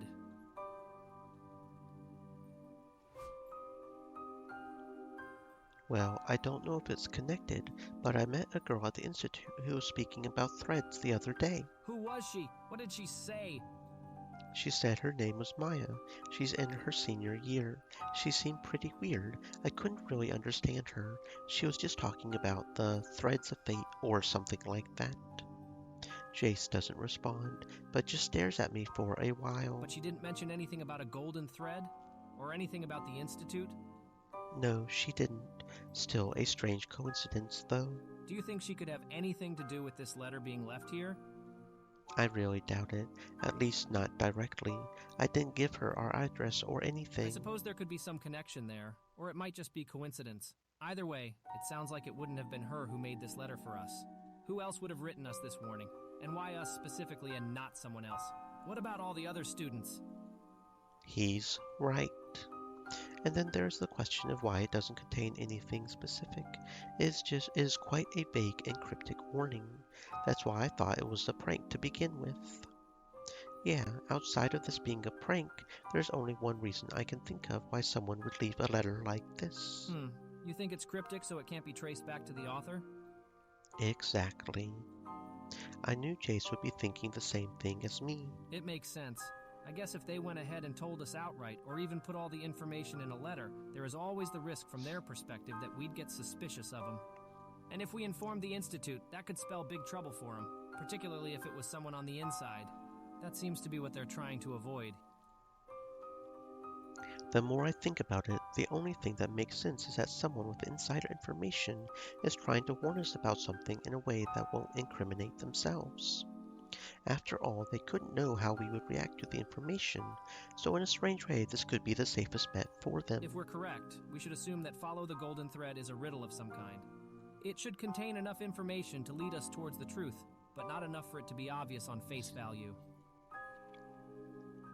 This is starting to feel a little ridiculous, like some detective novel or something. If it was just a letter on its own, I would probably just ignore it as a prank, but I can't ignore Jace's feelings. He is far too perceptive given his special ability. Something must really be going on at the Institute. I just don't know why someone would reach out to us of all people. Is it a staff member at the Institute? Maybe our instructor or another researcher, or someone on the outside keeping an eye on them, or perhaps even an eye on us. If it was someone within the Institute like we suspect, why would they be trying to warn us of all people? I don't know, but it doesn't seem like this person wants to be found. Right. I guess all we can do for now is to start looking for this golden thread. It could just be a prank, but I think we need to look into it a little more. Yeah. We both fall silent in contemplation. You think we should ask the girls about it?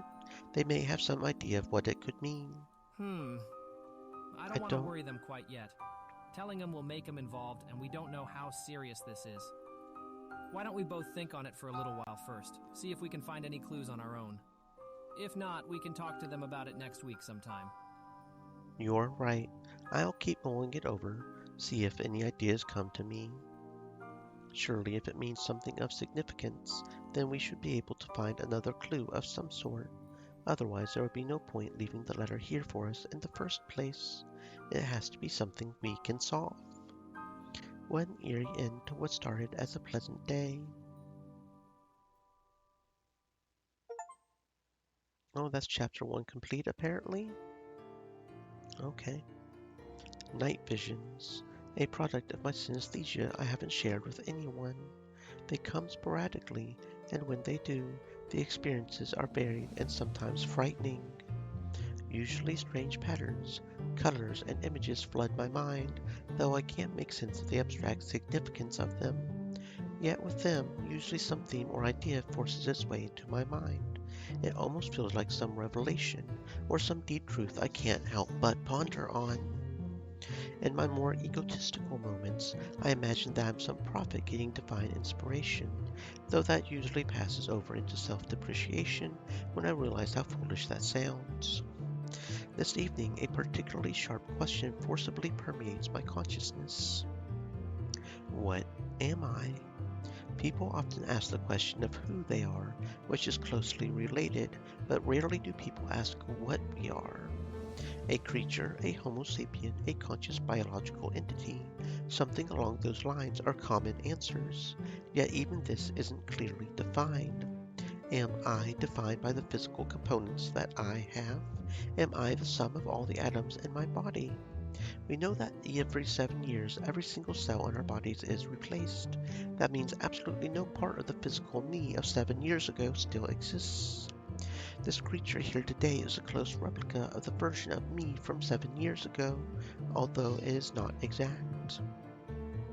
Over time, that prior version of me, like a snake, shed its skin to reveal an altered version of itself. That is what I now call me. Though this doesn't tell the full story. There is a continuity that goes beyond the physical components. I may have aged, changed, grown, but there's some form of continuation that I call me. Is it the DNA? The DNA ensures that the cells get replicated according to a pattern. My physical essence is dictated by a present set of abstract instructions, a language encoded at the inception of my existence that continues the pattern. Then I see it, and I understand what I am. I am a pattern propagated over time. This pattern of Zeke is carried forward through many physical and psychological transformations. Some things that make up me are shed with time, others are refined, and others are retained and strengthened. The pattern that carries forward through time is what I really am. This is the me I identify with. So what happens when we die? Do I cease to exist? The pattern, the imprint we leave on the world carries forward. I think of the traits I picked up from my parents, and from those I've admired, from those I've lost. The pattern of who they were imprints onto me to change the pattern of who I am. I, in turn, imprint my pattern on those around me. The influence of meshing patterns that stretches beyond all understanding. They consume my mind. Consciousness is just another layer of abstract pattern. My synesthesia strikes me, and in this moment I understand. Death is the moment our pattern becomes woven into the fabric of this world. Is this eternal life, the pattern we leave behind, or is there also a more concrete existence for consciousness beyond our sight? My mind feels plagued with tensions that pass over into a world beyond my understanding. What is it I'm really searching for? And with these thoughts, a weariness sets in as the color begins to subside, as do the strange musings that accompany them.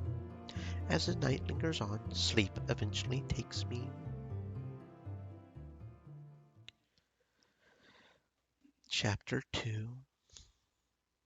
Okay, no idea how many chapters there are, but we're moving on.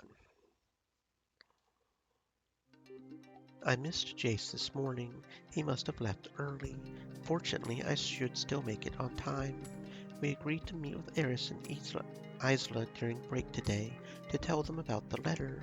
We've racked our brains for the last 4 days trying to think of what this golden thread could be, but couldn't come up with anything. Hopefully the girls will have some ideas. Other than this ominous feeling hanging over us due to the letter, it has been a pretty normal few days, bar one other thing. Something that to others would seem minor, but in our worlds is a major development. Our little group that always consisted of 3 has now grown to a group of 4. Since the weekend, Eris has been sitting with us in lectures, spending her break times with us, and most of the time has been quietly hanging off us. It must be scary moving to a town where you don't know anyone, so none of us really mind. It's just a little weird for us because it has always been our little trio. She still doesn't say too much, but that face of hers certainly lets me know when I'm doing something she disapproves of. For the most part, we seem to get along okay though, and Isla, and Jake seem happy enough too. I'm sure she'll speak up more as she gets used to us. This is probably going to become our new normal. Our little world is slowly changing. I guess this was always going to happen in our college years. Anyway, that's enough pondering. I've got to get to school on time. If I do, that'll be 3 whole days in a row without being late. That'll show Jace and the Ice Lord who's responsible. She's still there, right where I left her last. I know she hasn't actually been here the whole time, but it just feels like she's somehow planted to that bench waiting for me each day. This is good though. I have a few questions for her. Hey, Maya. Maya rises from her bench to greet me. Hello. How are the threads today? Interesting. I might as well just come out and ask her about it then. They may have some connection to the golden thread in the letter. Mysterious letter, a strange blank and sealed envelope, was discovered on the floor of Zeke and Jace's apartment. Inside was a simple anonymous letter that read, "Don't trust the Institute. Follow the golden thread." Do you mind if I ask you a question? Okay. Could you explain what you mean by the threads? already told you last time. I see the threads of fate. She sees the threads of fate. As a student of this institute, she must have an ability of some kind. So is that your ability, then, to see these threads of fate? Yes, that's correct. That sounds a little like my ability. Like your ability? Yeah, I don't see threads, though. I see color. Important objects or places stick out to me with color in my vision. I see.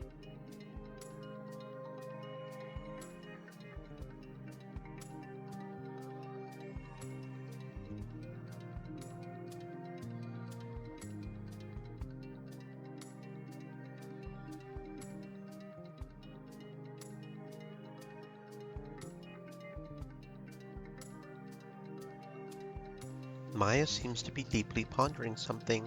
Her eyes appear to have glazed over. Is that why? Is that why? No, don't worry. You can't just say that. What is it? Nothing. I forgot. I don't believe her for a second, but it's not like I can force it out of her. What a weird girl. So back to your ability. What do these threads of fate mean? What do they look like to you? They look like threads that connect people. Does that mean you can see how people are connected? Not exactly how, just if they are. What does that look like? It's too hard to explain.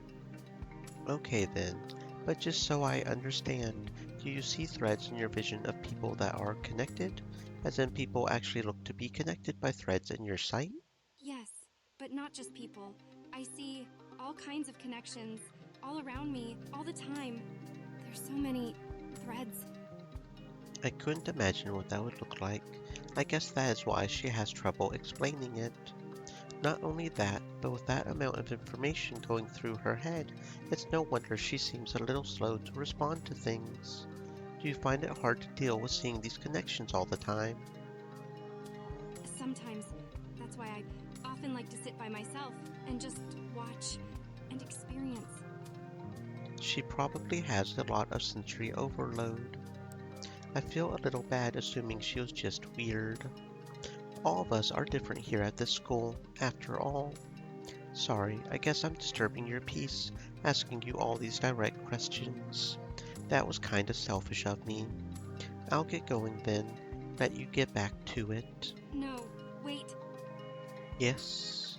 It is okay. You don't mind talking to me?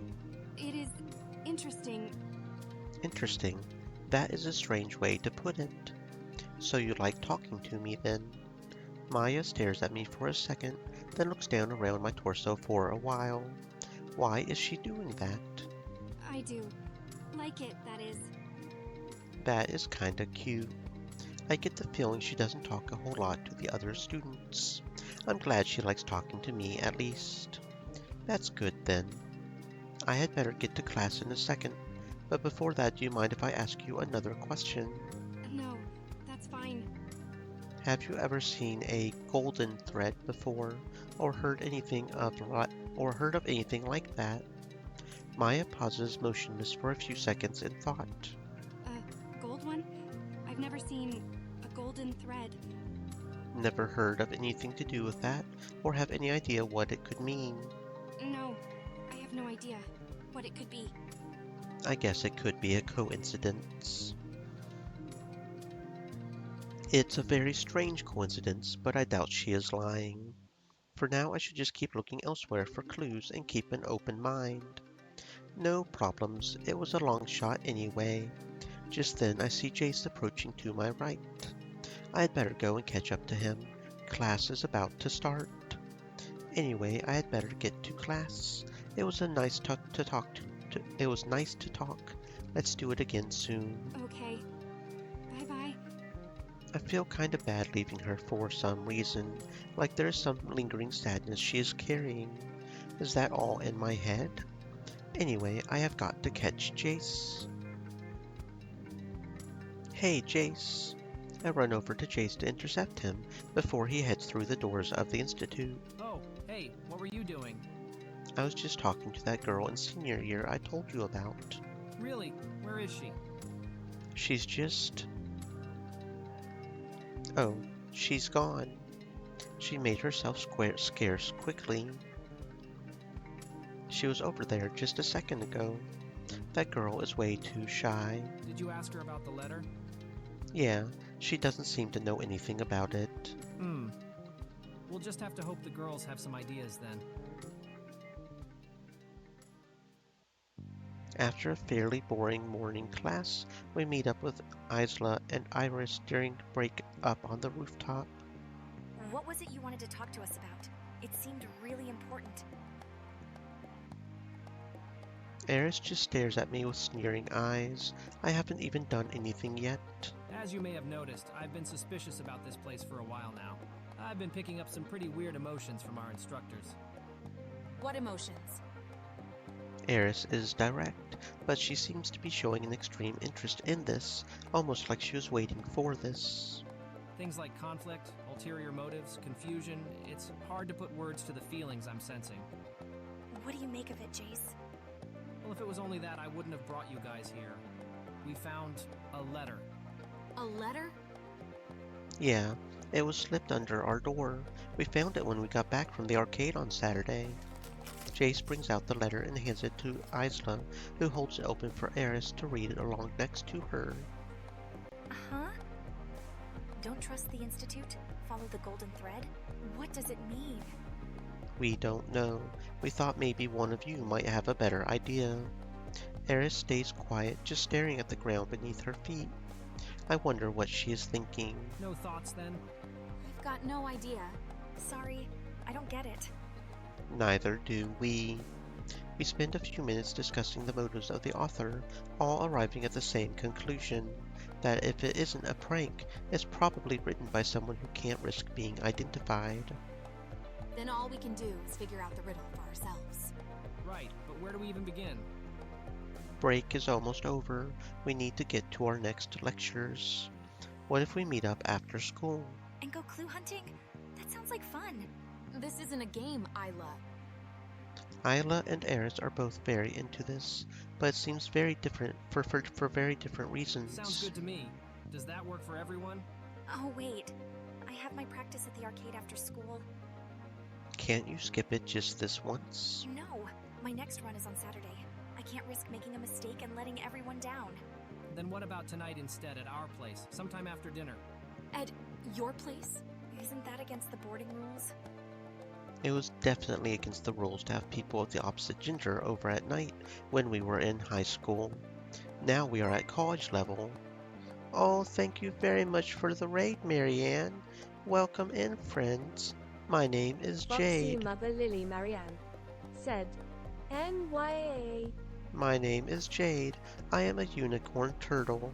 I might be a little slow and not the best at a lot of things, but we all have a little Necklace Dark something. Goddess said, Foxy Raid.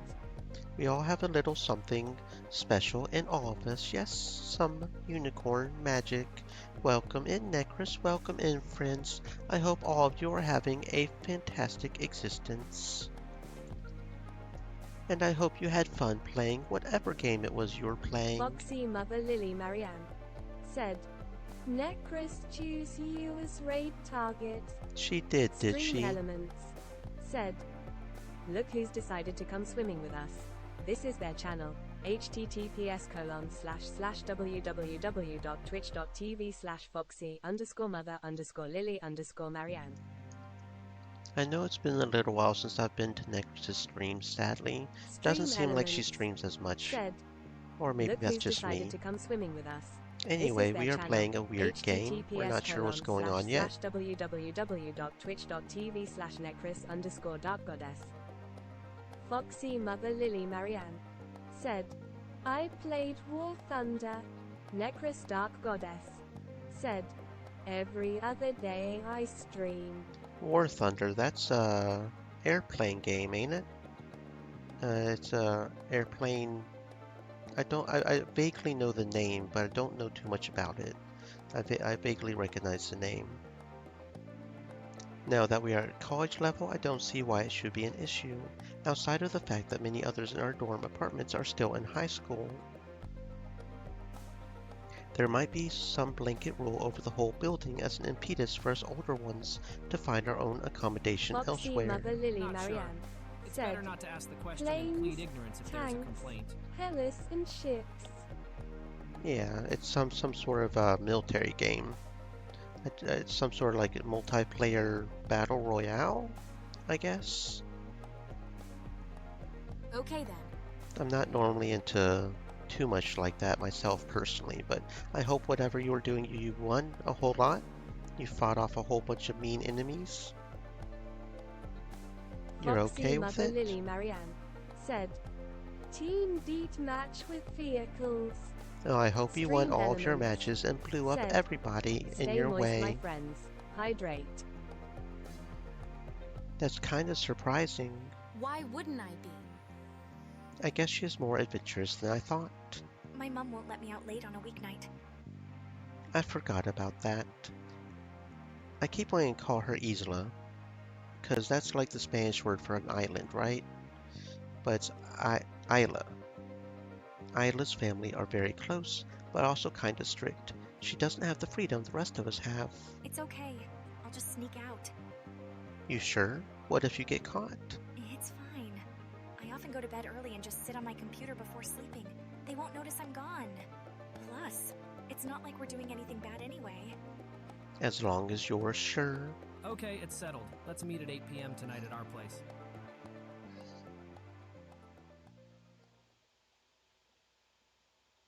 College is over for the day. I've got a bit of time to kill before tonight.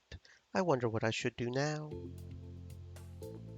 Now, one part of this game, guys, is these people apparently have special visual abilities. You see this little thingy right here, where we have our exploration, and that is an actual game lore. This guy is literally seeing this. This isn't just a game mechanic. This boy is really seeing these things, and it's apparently spots that are important to him. And we didn't know what this bench was before.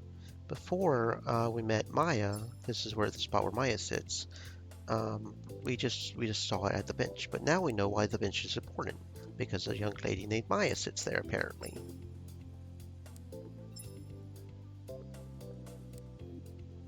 Okay, so we can explore. Where should we explore? No point in heading back home now. We can go to Sharp's Point, the arcade, or the Cheeky Dog. Let's go to the Cheeky Dog. Doesn't look like Eris is here. There's only one other place I could imagine she would be. She's probably at Sharp's Point, but I'm going to go to the arcade. Zeke? I'm almost bundled over by the loud and overly intense greeting I'm given the instant I head through the doors. How is she always able to do this? Even though I already know the answer, I'm still always left startled when she does this. I should have known my number one stalker would have been lurking ready to greet me. In truth, I'm just embarrassed because the yelp I let out was way too high-pitched. What brings you here? I had some time to kill. Thought I would see how your practice is going. I've finished now. I ended up skipping the last lecture today. That's not much like you. Every now and then won't hurt. Plus, I was really keen to test out these new strats I thought up for this weekend. Oh yeah? How did they go? Great! So well that I ended up giving myself an early mark. So we could have met up after school rather than tonight. I didn't know that at the time. Plus, it'll be fun sneaking out to meet up at night anyway. Well, if you say so. So, you going to head home now? Yeah, got some projects to get started on for college. I'll walk you back then. We spend another comfortable stroll side by side in the golden light of the afternoon. It has become a ritual of sorts that if I bump into her, I'll offer to walk her home, which she usually accepts. Being with Isla always feels warm.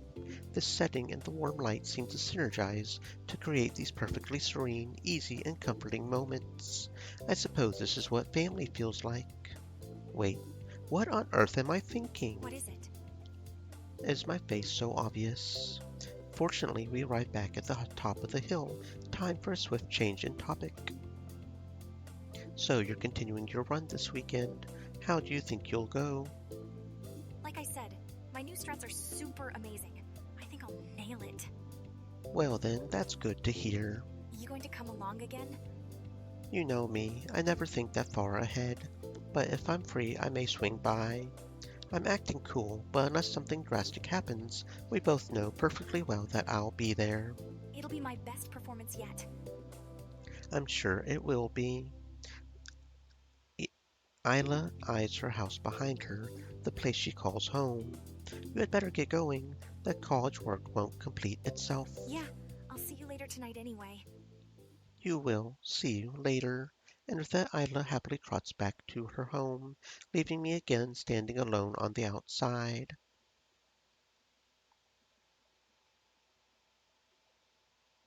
All right, they should be here any moment.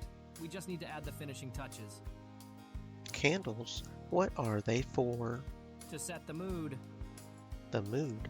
What are you talking about? Not that kind of mood, you creep. Damn it, Jace, you know that isn't what I meant. We need to create an aesthetic here that will help us think. Besides, it's a heavy enough topic. We might as well try to enjoy it a bit. What in the world does he think this is? Hey guys, come on in. Jace gets the door for the girls. Hello. Oh, cool. Candles. What's with that? Eris looks down quizzically at the candle-lit room. It was Zeke's idea. He said it would help set the mood. The mood? What? It wasn't. Damn it, Jace, I knew it was a trap. That smug look. He is loving this. Whatever. Anyway, come in and take a seat. We all take a seat on the floor as Jace had prepared.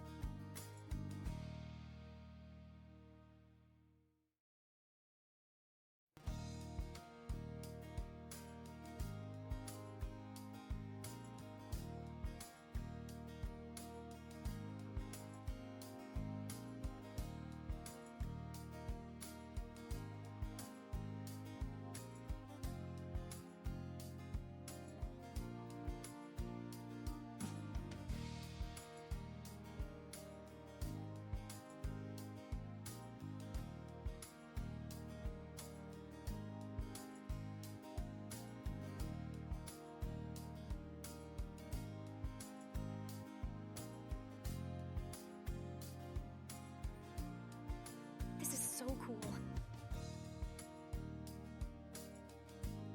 I can see by the look in Isla's eyes that she is caught up in the fun of it all. No problem sneaking out then, Isla? Nope. Got out of there with no problems. She has always been a good student and an obedient daughter. This might be the most rebellious thing she has ever done, and she seems to be reveling in it. So, what are we going to call ourselves then? Huh? If we're going to solve the mystery of the letter, we need a name for our team. Why would we need a name? I like it, Isla. Every group needs a name. It brings focus and camaraderie. Zeke will no doubt be able to think up a good name for us.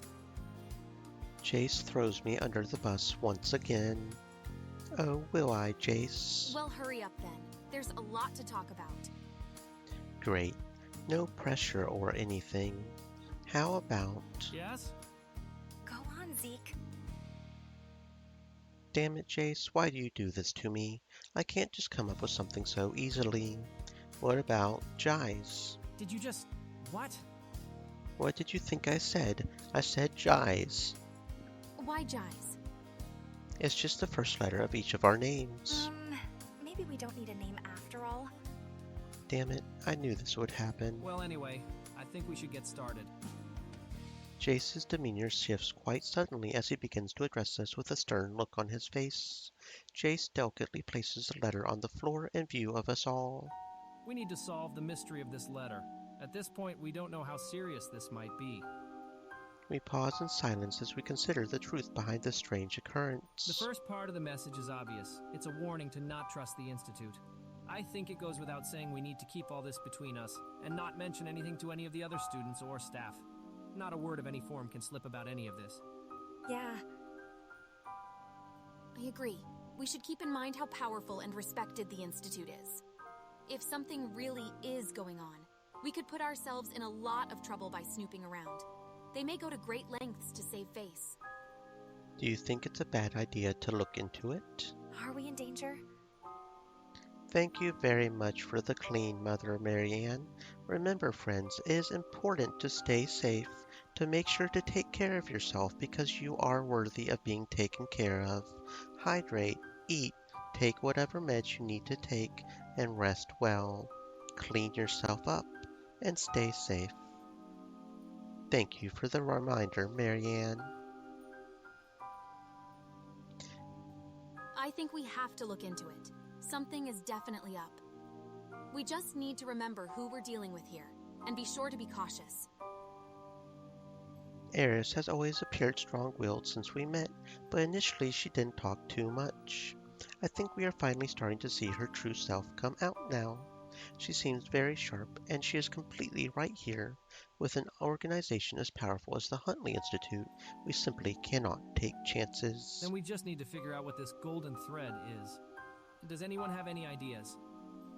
I asked ChatXT, but nothing interesting came back, no matter the prompts I gave.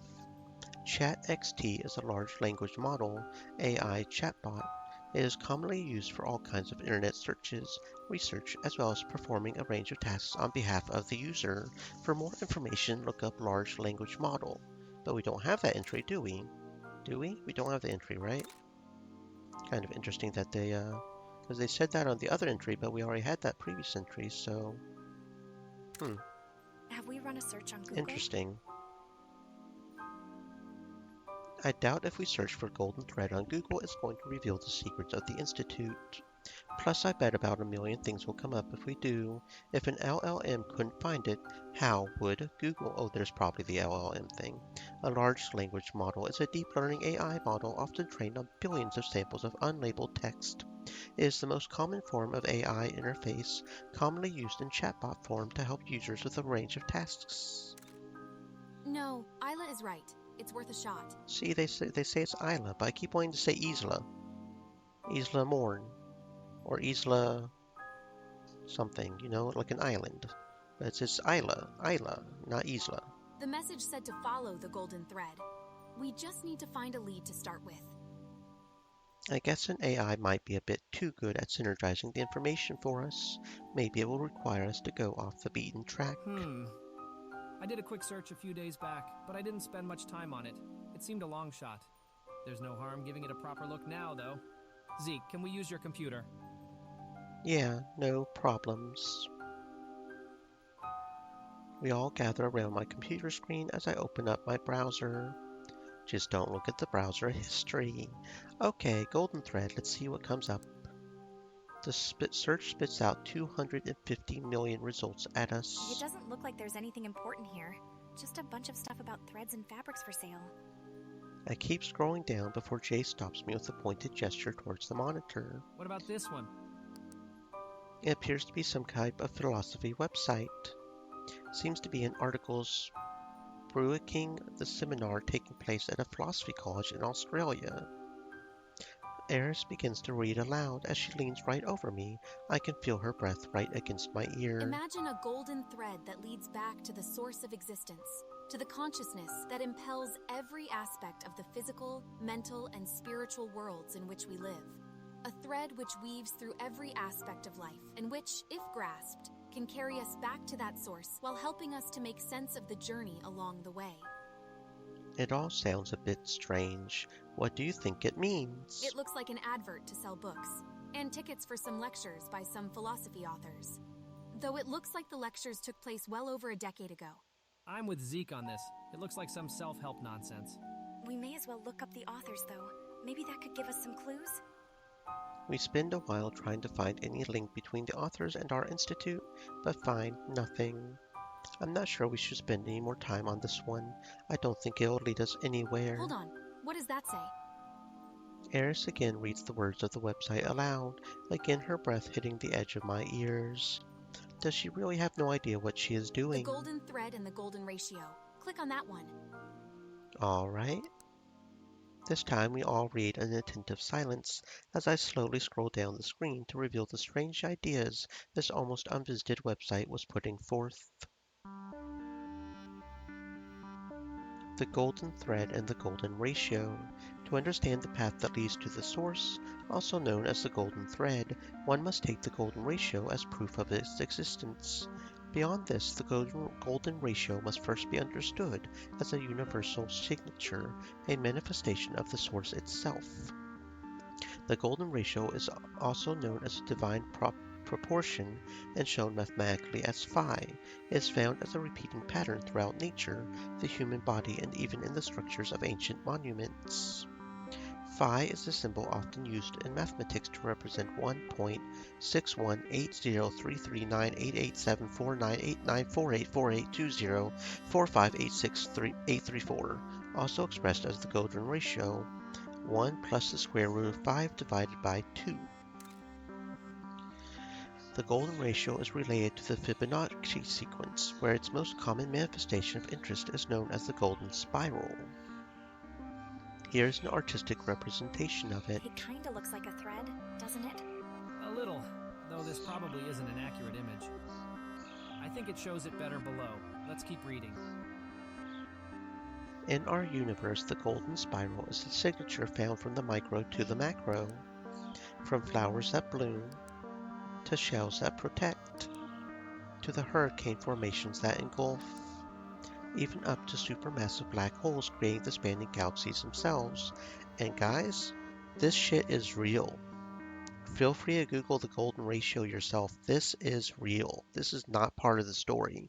Well, it is part of the story, but it is real. Something I find very fascinating myself. All life follows and revolves around the golden ratio as expressed in the golden spiral. The golden ratio is expressed as 1 plus the square root of 5 divided by 2. It is also known as a divine proportion due to its ties to natural laws, biology, aesthetics, common geometric patterns, and beyond. It is strongly related to the Fibonacci sequence and expressed geometrically in the golden spiral. The golden ratio equates to 1.6180339887498948482045868834 and is represented in mathematics by phi. The golden spiral is a repeating geometric pattern found throughout nature, from hurricanes, flowers, black holes, galaxies, shells, even down to human DNA and beyond. The golden spiral is a logarithmic spiral whose growth factor is the golden ratio. See the golden ratio for more. Beyond this, the ratio phi is commonly found in the proportions of human and animal bodies alike, the construction of plants, even the distribution of animal instincts and behaviors. It is as if all reality is drawn towards, or rather reflective of this divine proportion. Even in the faces of those humans considered beautiful, they can mathematically be shown to be more closely aligned to the proportions of the golden ratio, as if beauty itself is innately a reflective pattern of the source. Of most interest to us as beings of higher consciousness is how the source has expressed itself even through our DNA. The DNA molecule measures 34 angstroms long by 21 angstroms wide for each full cycle of its double helix spiral. DNA is the molecule that houses the genetic information used for the healthy replication and function of cells. It is made up of a double-stranded helix measuring 34 angstroms long by 21 angstroms wide for each full cycle, thereby matching the golden ratio. These numbers, 34 and 21, are numbers in the Fibonacci sequence, and their ratio closely matches the golden spiral.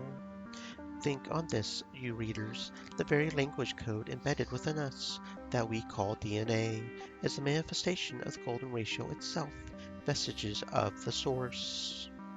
There exists a complex language that kick-started evolution and has given rise to life, yet we cannot explain why, nor are we sure of its origins, yet it follows the pattern of all things. Why would such curious things be true in our reality? Can we merely wave them off as meaningless coincidence without investigation? It is from here we shall explore the golden thread. To learn more, purchase one of our books. Oh, of course we have to learn more, but we have to purchase a book to learn more. I'm honestly not sure what the golden thread specifically is. I don't remember that in what little I've read of the golden sequence, golden ratio, but that might be something that's just game. I'm not completely sure. It's not like I've done a deep dive of the concept. If you have the experience to contribute to our projects, please click the contact link below. Dr. Madiro Ventura. Fascinating. It is. Kinda seems like the author's trying to recruit people for something. Although it seems a little far-fetched, I would be lying to say this kind of thing wasn't intriguing to me. That's what makes it likely to either be completely true or to be some con artist preying on that intrigue to cash in. People deep down wish there was some grand mystery to be discovered out there, whether there actually is or not. That I'm not sure of. I don't think anyone truly knows. If there is some grand plan, I would like to have some words with the author. I don't get it.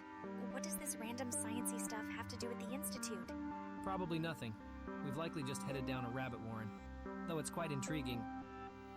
Yeah, unfortunately these contact links all seem to be dead. This is a pretty old website. Still, it's too early to write it off.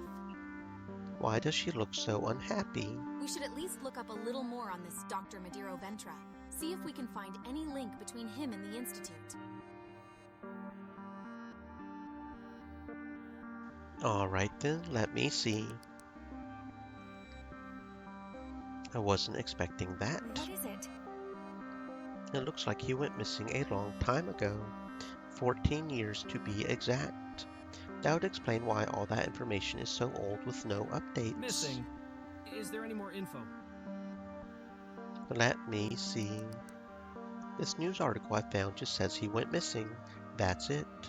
He seems to still be on the missing persons list, but is assumed dead, it says. The case went cold a long time ago. Any connections with the Institute? Let's take a look. He got his PhD in England. Actually, it looks like he would visit here regularly when he went on speaking tours. I take a bit of time looking through his old speaking dates on these archaic websites. Wait, he was here before he went missing. Really? We could be onto something. Let's keep searching. We spent time searching websites for more information on Dr. Madiro Ventura and his last known whereabouts. But every lead we find comes to a dead end. Damn it, I can't find anything. Although the intrigue is still high, a bit of the air got sucked out of the room, having spent all this time without any clear way forward. What do we do from here? All we can do is keep our eyes peeled for anything that might come up, and maybe ask people around town and see if anyone remembers him. 14 years ago is a long time, and if he only visited, we'll be lucky to find anyone who knew him. That's true, but if that letter wasn't a prank, then something should come up soon. Otherwise, why leave it for us? Are we really going to keep searching? Something is definitely going on with the Institute. We need to keep searching. She seems very passionate about this. Guys, I don't want to be a party pooper, but I better go home. It's getting late. Right, let's leave it here then for tonight. Hopefully we'll find something soon. And so our night ends. On our minds is a strange golden spiral and a man who went missing many years ago. Is it all connected? Are we on to something, or just wasting our time? All these thoughts linger until the night eventually takes them.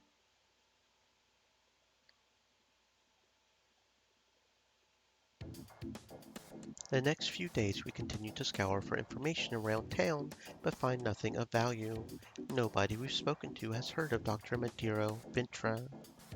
Dr. Madiro Ventura is a scientist who worked on theories related to the golden thread. He went missing 14 years ago during an extended visit to Japan. As a result, the excitement in our little pseudo-detective group has died down. Classes have eased into a rhythm of sorts now, and Eris seems to have settled well and truly into our group.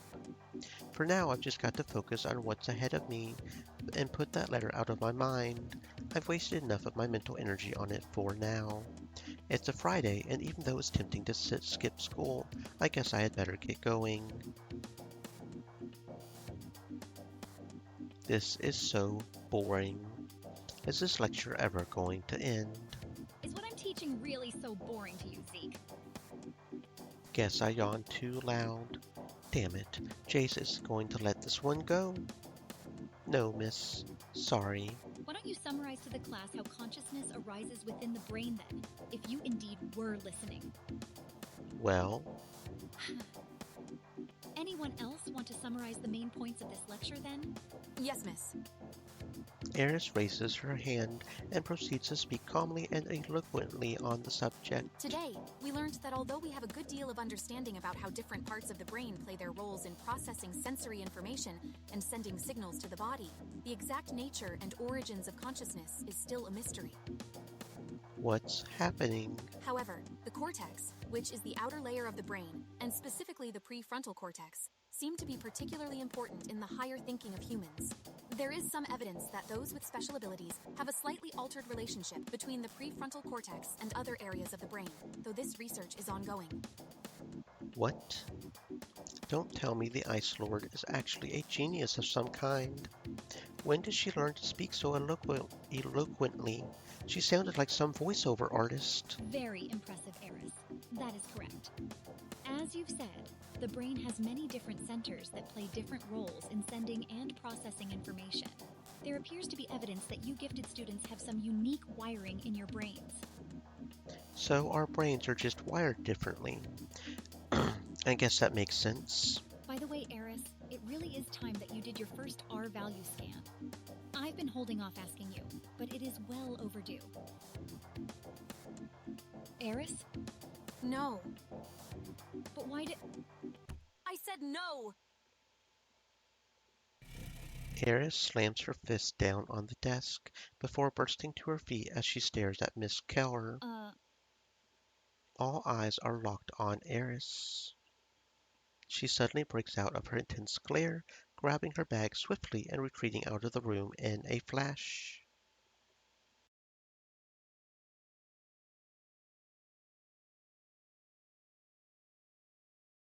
The room is left in a stunned silence. She went from calm, eloquent, and focused to losing her mind in such a quick succession. Just what is going on with her? I apologize that you had to witness that, everyone. I'll deal with Eris before our next class. In the meantime, please minimize the gossip around this incident. I am sure she has her reasons for this behavior, however inappropriate it may have been. Thank you, class. You are dismissed. I'm supposed to have another lecture, but after what just happened to Eris, I'm not sure I can let her go like that. I wonder where she might have gone off to. I can't go back in. I've got to find Eris. That's where Maya sits. I've got to find Eris. Okay. So more than likely the cheeky dog, or... No, Eris is not here. I'm going to check the arcade just because. That's what I thought. Eris is at Sharp's Point.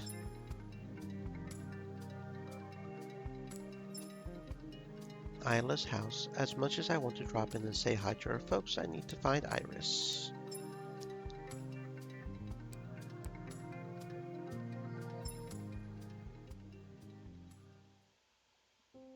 By the time I manage to find her, the sun has begun to set, painting everything ablaze upon a sea of red. She stands wistfully looking out over the ocean, so lost in thought she hasn't even realized I'm here. There is something so transfixing about the look in her eyes. I almost don't want to interrupt her, but I think I should say something. I thought I would find you down here. Eris turns around in surprise. What's that on your lip? Nothing. She quickly turns and uses her sleeve to wipe her mouth. There was nothing actually there, though that just confirms my assumption. Scoffing down some snow cones to make yourself feel better there, Miss Ice Queen. Well, it's just... Don't worry, I'm just teasing you. Yeah, right. Eris looks away again over the sea, as if something just hit her, leading to a realization. You doing okay? That was quite the scene you pulled there in class, I've got to say. I just don't understand why they want to treat us like lab rats. I hear what she's saying, and whilst I don't disagree, I get the feeling that isn't what is driving this. I better just come out with it.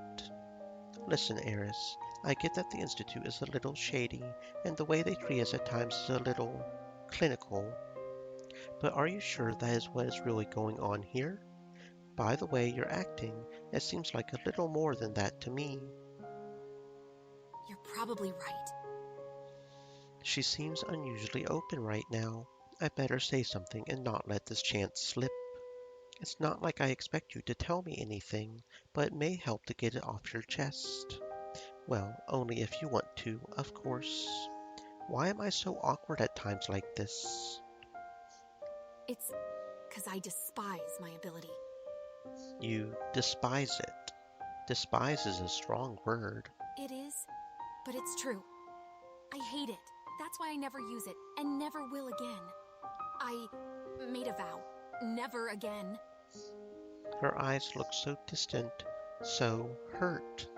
What happened? It doesn't matter now. The past can't be changed.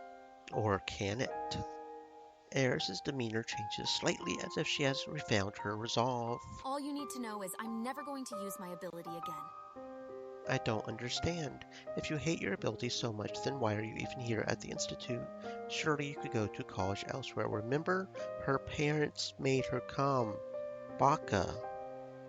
She told you that. I'm here to get answers, to find out the truth about Okay, our well, abilities. that could be an option too, I suppose. What better place than here, as a student of the Institute at the forefront of such research? I see. And where do you hope those truths will lead you? What are you looking to find? I don't know yet. That'll depend on what I find out. Eris again looks off as her eyes begin to glaze. We both stand in silence looking out over the water, with a gentle breeze lapping at our faces, as the sea does likewise to the shore. I'm still so curious about her. There is much more going on for her than she is letting on. However, she has clearly gotten to the limit of what she is comfortable sharing today. I don't think it's right to push her any further on this. If anything, it's amazing she opened up to me at all, given how she normally treats me. I should take my winnings and try my luck another time. Well, I'm involved now. It looks like I'll have to help you get your answers. Besides, with that icy exterior of yours, you'll need someone like me helping gather intel on the sly. Don't worry, you can count on me. Do you really think that comes off as endearing? Stop calling me ice-related names. You've got it, milkshake girl. Despite what she is saying, she really loves it. I hope. Anyway, let's go. Your place is downtown, right? That's not far from my place. I'll walk you back. All right. I stroll off with Eris, and although few words are spoken, I feel more was said in that silence than many of our conversations prior.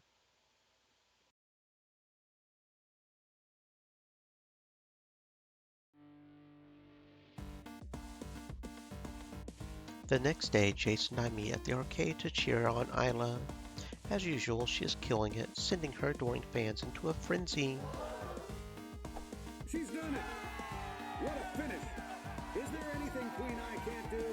She's taken out another 3 records today. There aren't many remaining now.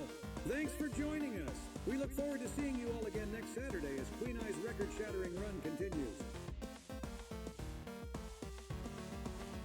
We end up waiting for her a while as usual, as Isla's adoring fans lavish their praise on her. Must be tiresome being the celebrity she is. Eventually she emerges. Hey guys, sorry to keep you waiting. Great job as usual, Isla. You nailed it. Thank you.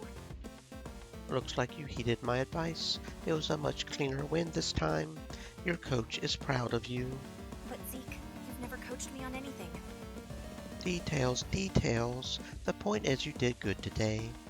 Well done. Thanks. I noticed Eris isn't here. Yeah, she decided not to come.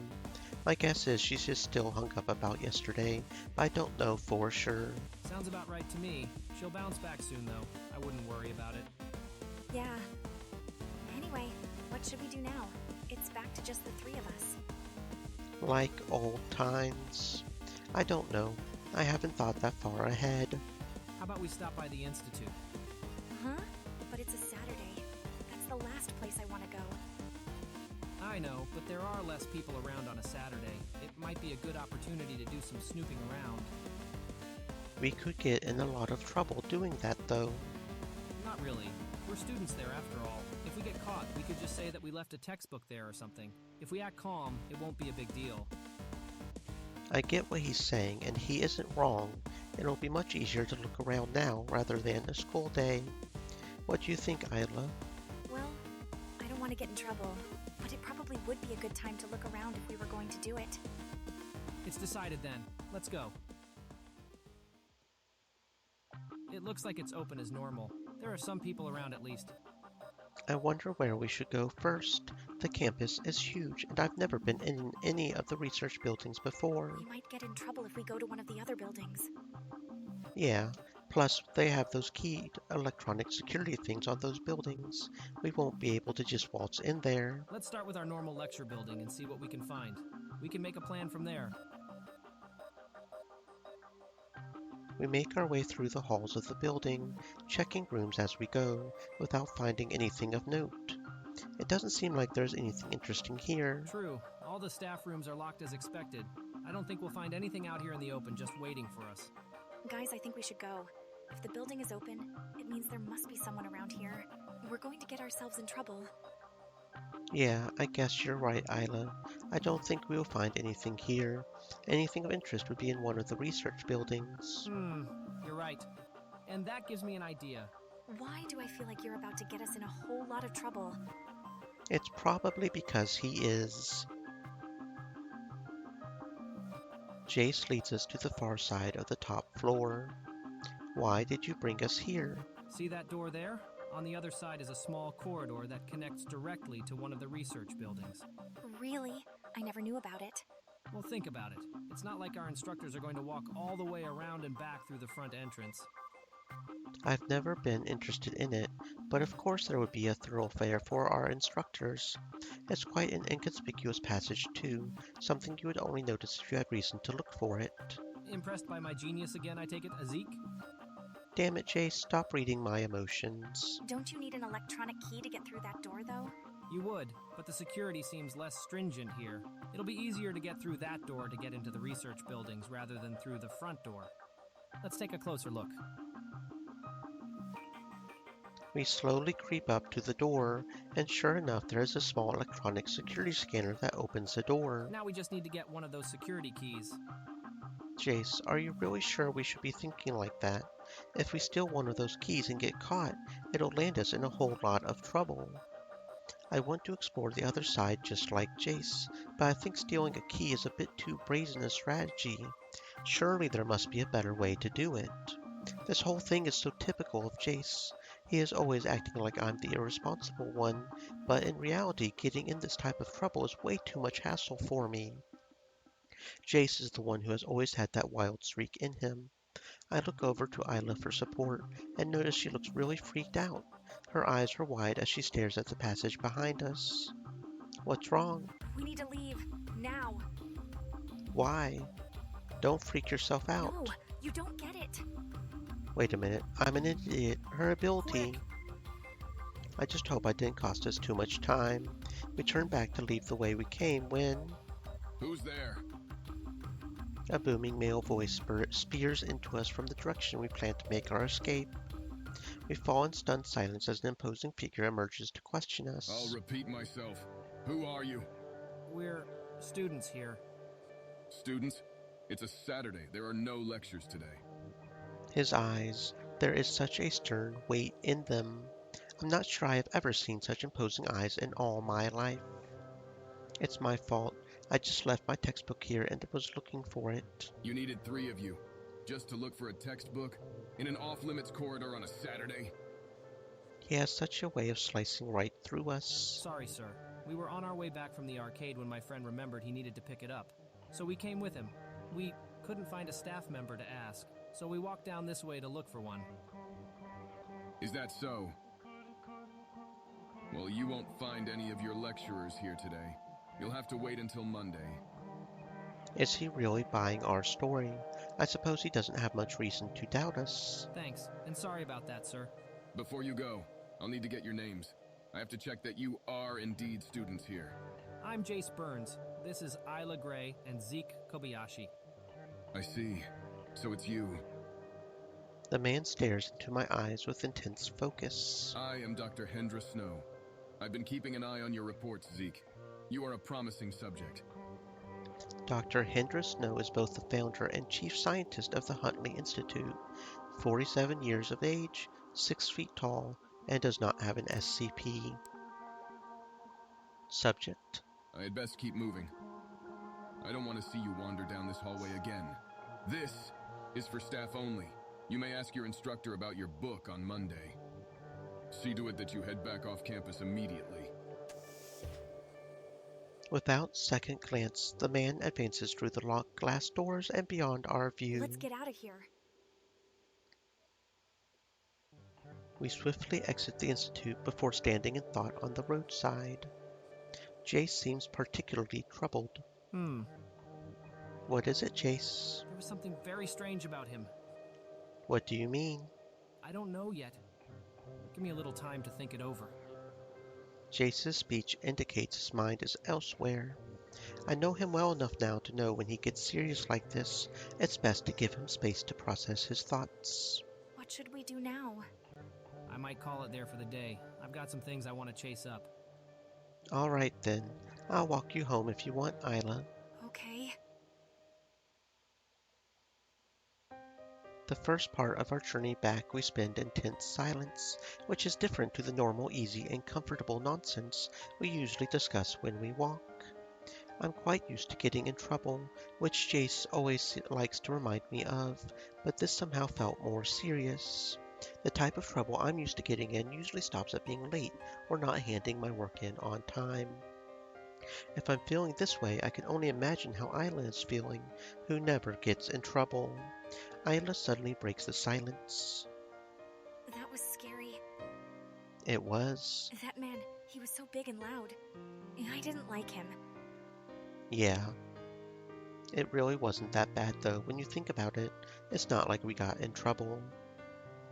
Then why do I feel so bad? It was just a little startling how he caught us. I think that's all it was. We are probably just overthinking it. I hope so. Isla seems so out of sorts. I wonder what is going on. It's been a long time since we walked together in this kind of silence. It kind of reminds me of what it was like after your accident. Yeah. When I first arrived here to attend the Institute all those years ago, Isla was attending a different school in the area. She didn't have any signs of having a special ability at that time. Most of the students in the area attending other schools avoided us Institute kids. There was a strong stigma around us that was particularly bad in those early days. As a result, Jace and I kept our heads down around town, always keeping to ourselves. Yet there was one exception. Isla was different to the other kids in the area. In fact, she was the one who approached me for the first time, filled with such an innocent curiosity to learn all about our abilities. I would often bump into her at Cheeky Dog or Wharfside, and she was never embarrassed to be seen talking with us, those who harbored the Institute logo on our uniforms. She was a light in a time we felt shunned by the world around us. At Wharfside one day after school, a group of local kids had closed in on me, and as they had done many times before, had begun spewing all kinds of taunts. Every time they did this, I just had to endure it and look to get away as soon as possible. I was always outnumbered. But the constant degradations had worn me down. No doubt this was their plan all along, to get me to react first. If I was the first aggressor, the blame would be pinned on me. Knowing this didn't make it easier, and on this day my patience had finally reached its end. I took a step forward, fist clenched, and that is when it happened. Seemingly out of nowhere, Isla dashed in with desperation and wedged herself between me and the pack of bullies. With a powerful glare and her arms outstretched, and despite being a small girl, standing alone, she stood her ground and told those students off with such a fierce strength. I never would have thought such a gentle girl could be so strong. From then on, we were friends. I'm still afraid to ask, but I think her actions caused the kids at her school to shun her, as from then on she started hanging out with Jace and I in the afternoons and on weekends. It became our routine that she would stop by the front gate of the Institute after school, and I would walk her the rest of the way home. We grew close, Jace, Isla, and I, our little misfit trio, and our life settled into a predictable yet comfortable rhythm. That was until the incident. One day in the summer, Isla didn't show up to the gate at the end of school as she had always done. One day became two, and after a week of the same, I decided to go to her house and knock on her door. I won't ever forget the distant look in her parents' eyes as they answered the door and explained to me what had happened. I had knocked when her parents were only briefly visiting the house to get more supplies. As a result, the explanation they gave was frantic and hurried, the news hitting me like a rogue wave hits the unprepared at the water's edge. Isla had sustained a severe head injury and was in intensive care at the hospital. Her mother's eyes were downcast as she hastily explained that Isla had fallen from a ladder when helping them do home renovations, striking her head against the kitchen cabinets on the way down. One day everything felt normal. The next everything had changed. Could something so innocuous and senseless be real? Isla was in a coma and on life support. I visited several times over the course of the next few months, though my visits didn't seem to be met with her family's approval. The weeks lingered on, the longest and most stressful weeks I can remember. As they did, hope that she would ever awake dwindled into what seemed only a fool's hope. Yet somehow, beyond hope, this girl fought her way back to us. Completely against doctors' expectations, she suddenly regained consciousness after being in her coma almost 3 months. I will never forget the indescribable feeling of hearing she had awoken, nor the intense wait for her to be released from hospital. Since when had this girl meant so much to me? Although I wanted to visit her in hospital, her mother made it clear she didn't want me visiting while Isla underwent her rehabilitation. I didn't understand her reasoning, but it wasn't like I had any ability to fight back. About 5 months after the accident, I saw Isla conscious for the first time upon her release from hospital, though our reunion wasn't the happy affair I was hoping for. Something about her had changed. Her confidence, her spark was dimmed. I soon learned that although she would likely make a complete recovery, she wasn't quite there yet.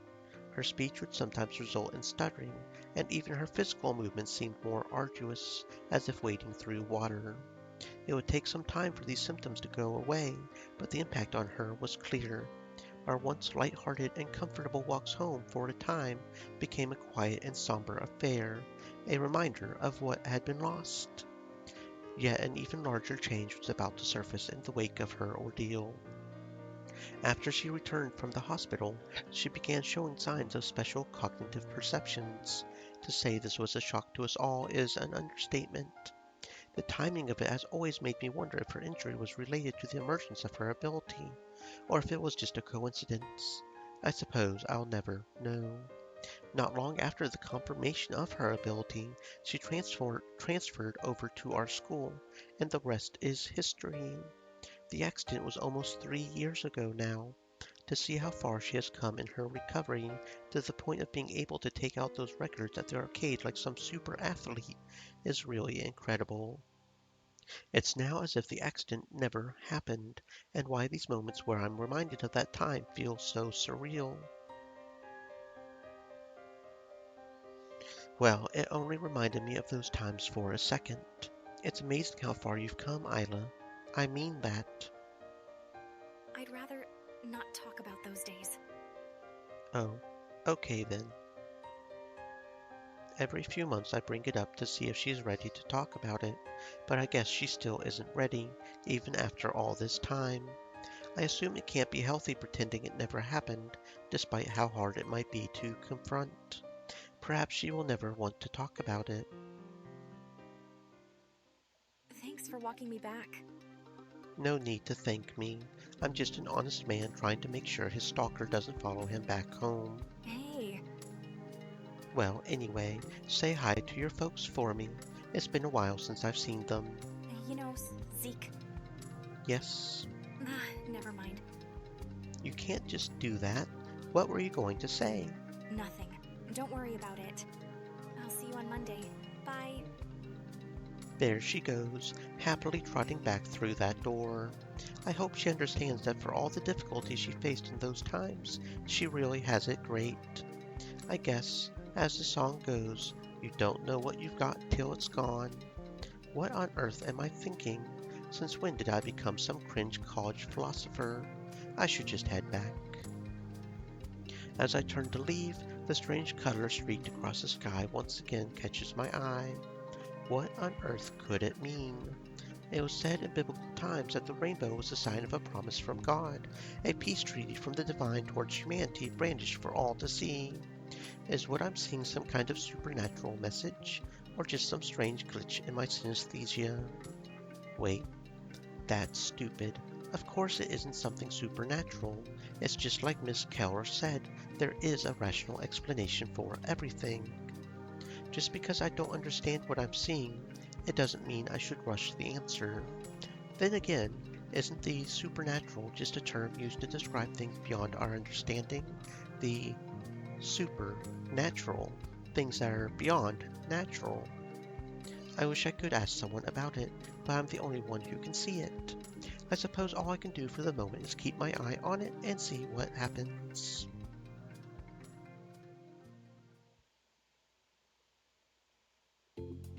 I hate Mondays. I stare blankly at my bedroom roof, my body heavy as lead. There's no point dragging this out. I had better get going.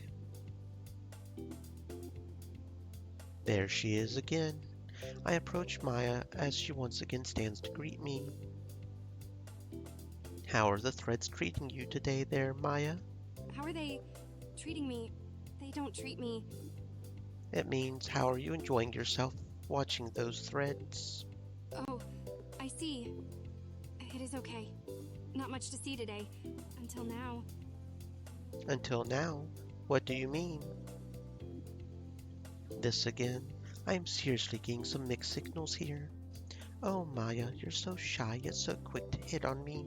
You are quite the mystery. I wasn't trying to hit you. Hit me?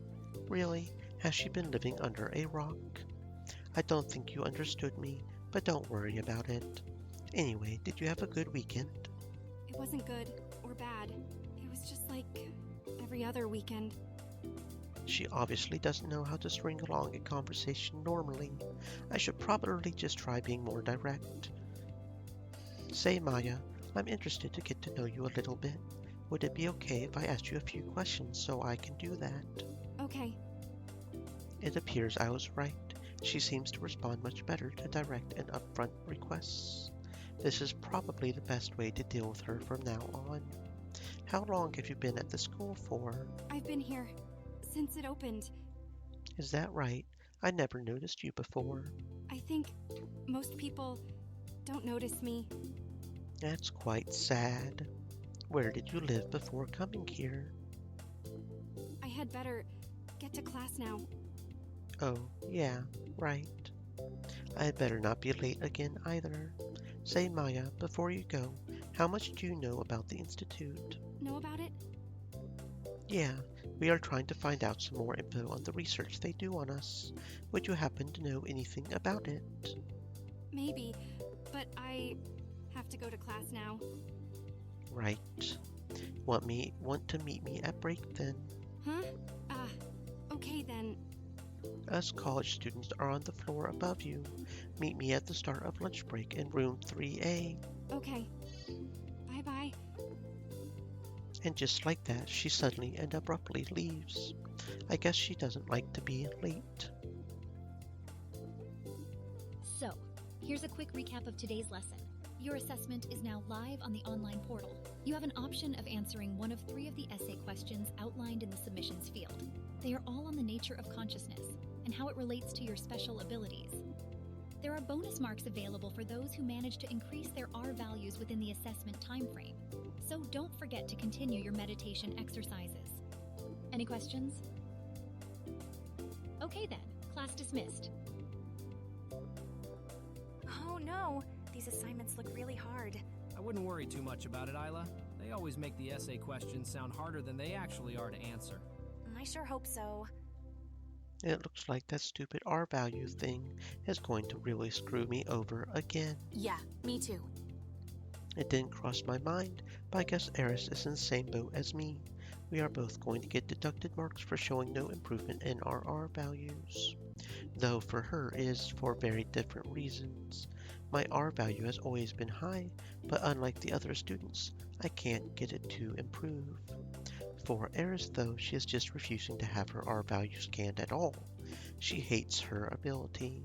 I wonder if hers would be high or low. Well, Eris, you're in good company. Just look to me for inspiration.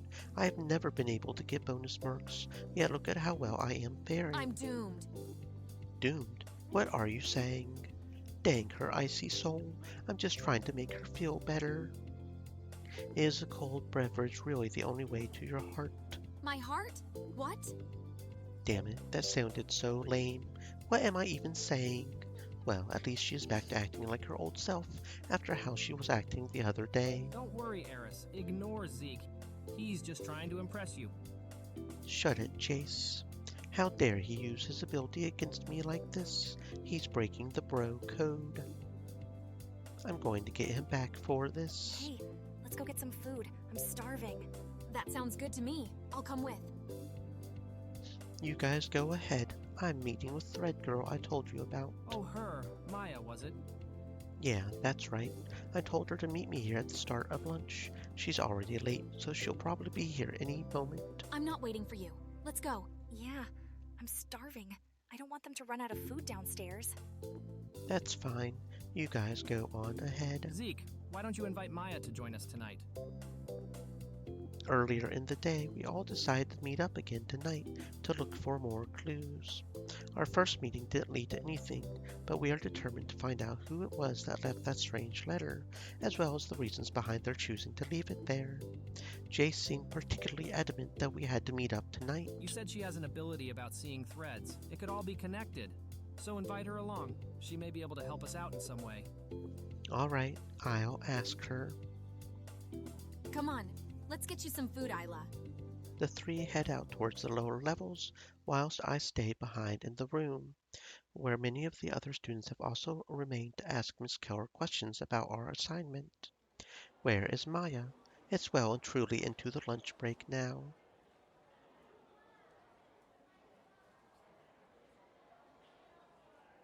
Hello. Whoa, where the heck did she come from? Sorry. No, it's fine. I just didn't expect you to pop out like that. You were as quiet as a mouse. I have never heard a mouse before. Right. Anyway, you're a bit late. But I came here right away. Doesn't matter. What's going on? Many of the other students in the class are staring at us with furrowed brows. Say, Maya, do you know why they are staring at us? I don't know. But maybe Yes. some people think I'm strange. Really? Do people treat her like this all the time? Just because she is a little different? That makes my blood boil. Come on, Maya. Let's go to the roof. Get away from these idiots. Okay. I can't believe some people. It's okay. Don't worry. I don't know how she can be so good about it. Maybe she is just so used to it that she doesn't think much of it. That isn't right. What did you want to ask me? Right. I wanted to ask you some questions about the Institute. You made it sound like you had some info on the research they do here. What do you want to know? Anything, really. We know they do research on our abilities, obviously. Beyond that, we don't know what they're up to. He is looking for it. For what? The way to the spiral. The spiral? I thought you didn't know anything about it. You asked about a golden thread. Oh, right. I think it's also called the Golden Spiral. I don't know about the gold. He needs the way to the spiral. He needs to find her. Who does? Dr. Snow. Him? Is he connected to this? And what is the spiral? I don't know. He promised to tell me soon. I'm a bit confused.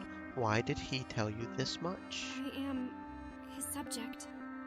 His subject? What do you mean? He uses me for his experiments. What? What kind of a whack job is this Dr. Snow guy? What kind of experiments? To find a way to the spiral. But you don't know what the spiral is, right? Right. This is sounding messed up. Just what have they been doing to Maya? What kind of experiments are they doing to her? Though I guess they have been doing experiments on all of us in some way, even just taking our R values is a form of experiment. I probably shouldn't jump to conclusions. What kind of experiments have they done on you? What is it? I don't remember. At least Stream not all of it. Elements I said, go underneath. "Stay moist, my friends. The machine. Hydrate." What machine? I don't know. I go, then I wake up later. It is like a chamber. But just to be sure, you don't know what it does, correct? No, I never remember. I have no idea what that machine could be, but it looks like she doesn't either. Based on what she has said so far, and her body language, I'm not sure I should push it any further. It looks like she doesn't know any more anyway. I have some serious concerns, but I should be careful not to jump to conclusions. Not yet anyway. Just what in the hell are these institute professors up to? So Maya, what are you doing tonight? Tonight? Yeah, a few of us are meeting up at my place. We are trying to find out more information on the institute. Oh, Did you want to come along? okay then. Alright, we are meeting at 7. Here is my address. I quickly jot down my address on a scrap sheet of paper I find in my bag and hand it over to Maya. I'll tell the others you're coming. I'm sure they'll be looking forward to meeting you. Maya is just staring at the address clutched in her hands. She looks really embarrassed for some reason. Everything okay? Yes. Okay. Well, I'm going to head down to the cafeteria to grab some food before break ends. Want to come? No, I should go. Oh, okay. I'll see you tonight then. Maya nods in her shy manner and quickly slinks away. The way she held that address, and that look in her eyes, I guess she hasn't had someone invite her to something like this. That's quite sad.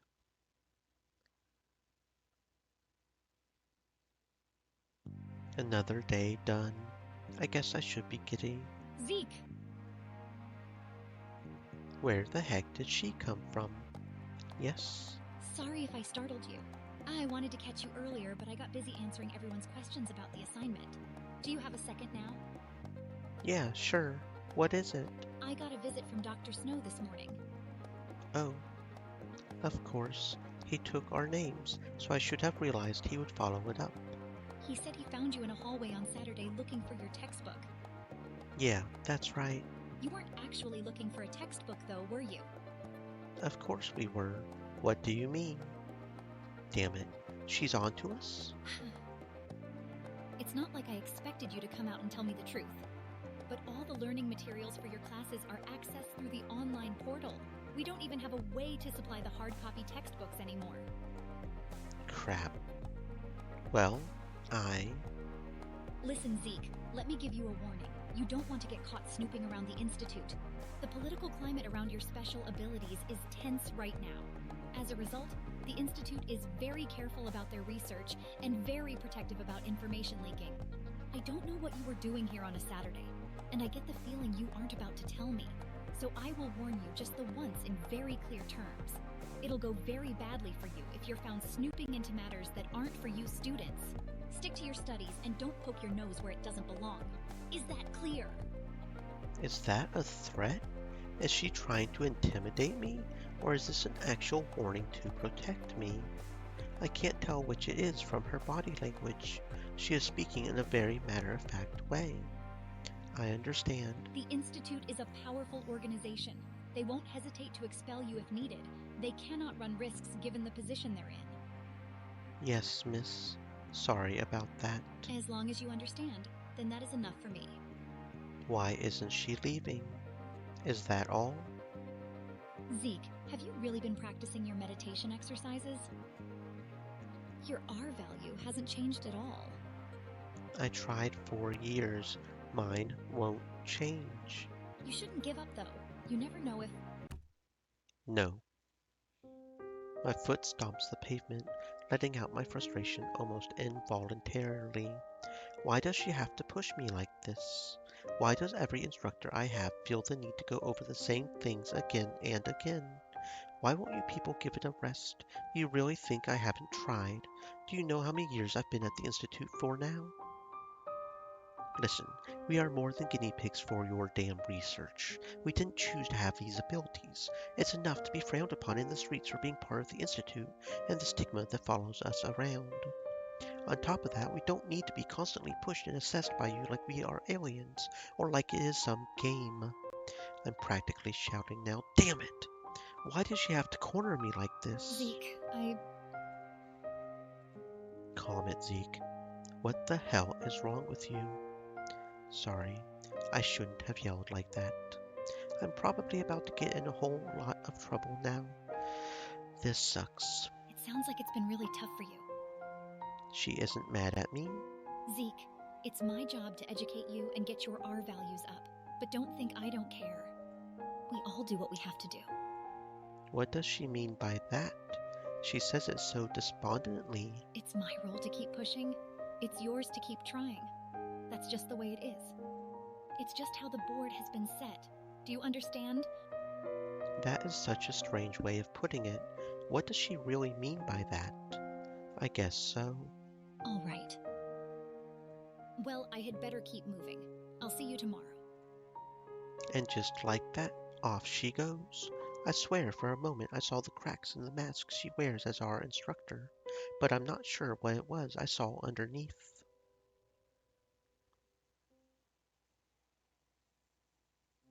We all met at 7 once again, though there is a palpable difference in the environment tonight. Things feel more tense, more real than the last time we met. I can only guess this was because of our encounter with Dr. Snow, but I can't be sure. Jace seems to be at the center of this shift, his usual jovial putting me down, creating that relaxed atmosphere using his gift. It's completely absent. He seems focused, determined in a way I rarely see from him. What's up, Jace? What's with the serious face? I'll explain soon. We should wait until everyone's here. Oh yeah, Zeke's new friend was going to come. Where is she? I don't know. She said she would be here at 7. We wait for a while longer, but at this point she is already quite late. I look over to the clock. It's now 7:21. So where is this Maya? Do we really have to wait around for her all night? Did you get her number? You should call and check where she is. No, I didn't want to give her the wrong idea. The wrong idea? And giving her your address and inviting her over at night wouldn't do that. Damn it. Of course it sounds stupid when she puts it like that. She's already quite late. I don't think we should wait any longer. Let's get started. All right, where should we begin? Jace looks at me, probably sensing I want to say something, but we all know he is the one who should lead this. Jace, with your ability, you have been picking up on things recently that we haven't. Why don't you tell us what you know? Okay. Jace gives a deep sigh before unloading his thoughts on us. His speech comes with a gravity that draws us all in. These thoughts aren't the words of flippant speculation. These come through both the insights of his gifts and days of ruminating over the possibilities. As a result, we all sit quietly, absorbing and weighing each word he utters carefully. As I've spoken about, I've sensed much conflict in the emotions of our instructors. The more the years go on, the more confident I am in what I'm sensing, but I also feel the level has jumped significantly recently.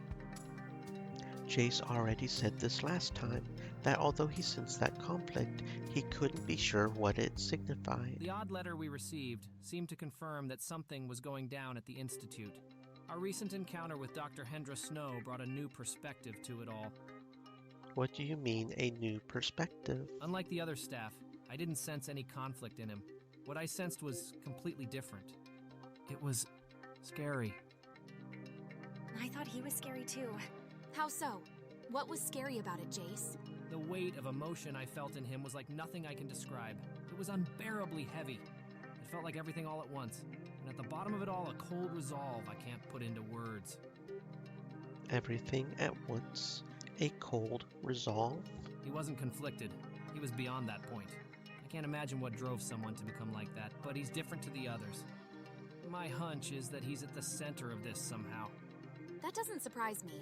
He is the chief researcher, and has been here since the beginning, hasn't he? Even if it's true that he is at the center of it, what do you suggest we do? The Institute is incredibly powerful. They aren't to be messed with lightly. Despite the way Jace always frames me to others, I'm not actually someone who really cares for getting myself into trouble. I'm a bit disorganized sometimes. I'm often late to things and talk too much in class, but that's about as far as my rebellion goes, really. Plus the words of Mrs. Keller are fresh in my ears. The Institute isn't to be taken lightly. Yeah, he was scary. I don't want to get in trouble again. Stop being a wuss, Zeke. You're scaring Isla now. It's not that I'm scared, but what are we supposed to do against them? Maybe we don't need to do anything, as the letter said. Let's just follow the threads in front of us and see where they lead.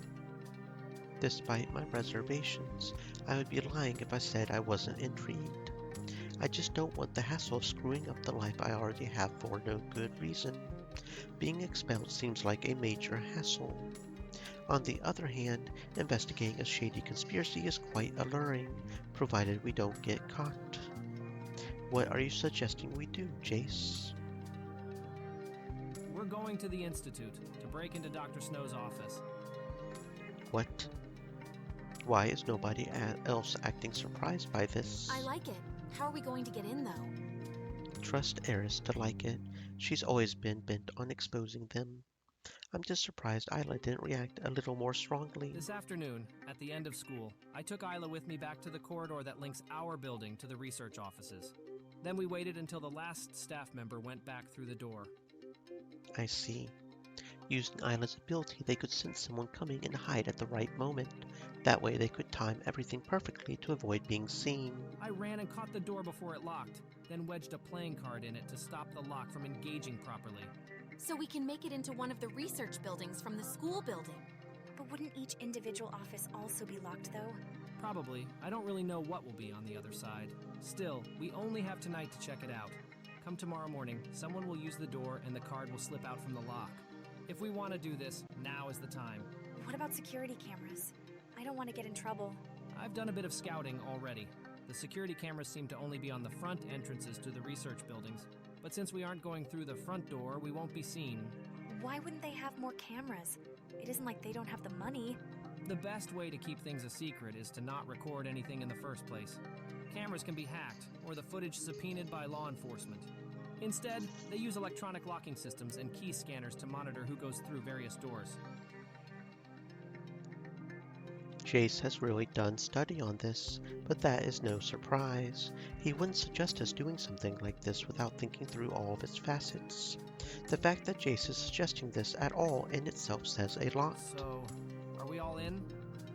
A short silence follows Jace's question as he slowly scans us with an intense stare.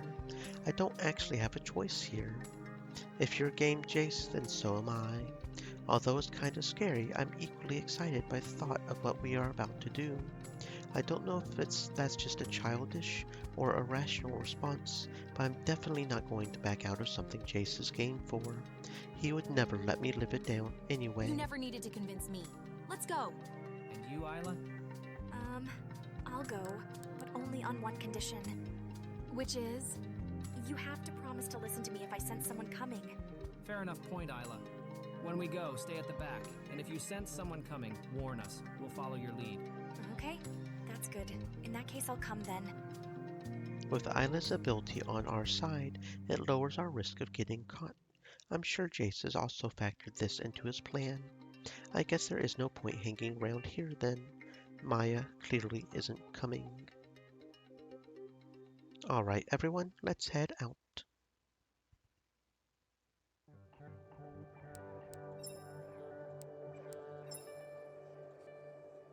Where are you going? Cheeky Dog isn't open now. I was just thinking we may need some kind of icy tonic to keep Eris contained, in case she was to lose control of her powers again. Very funny, but try to stay focused, Zeke. Wrong way, Zeke. You'll have to wait until later to see me in action, Zeke.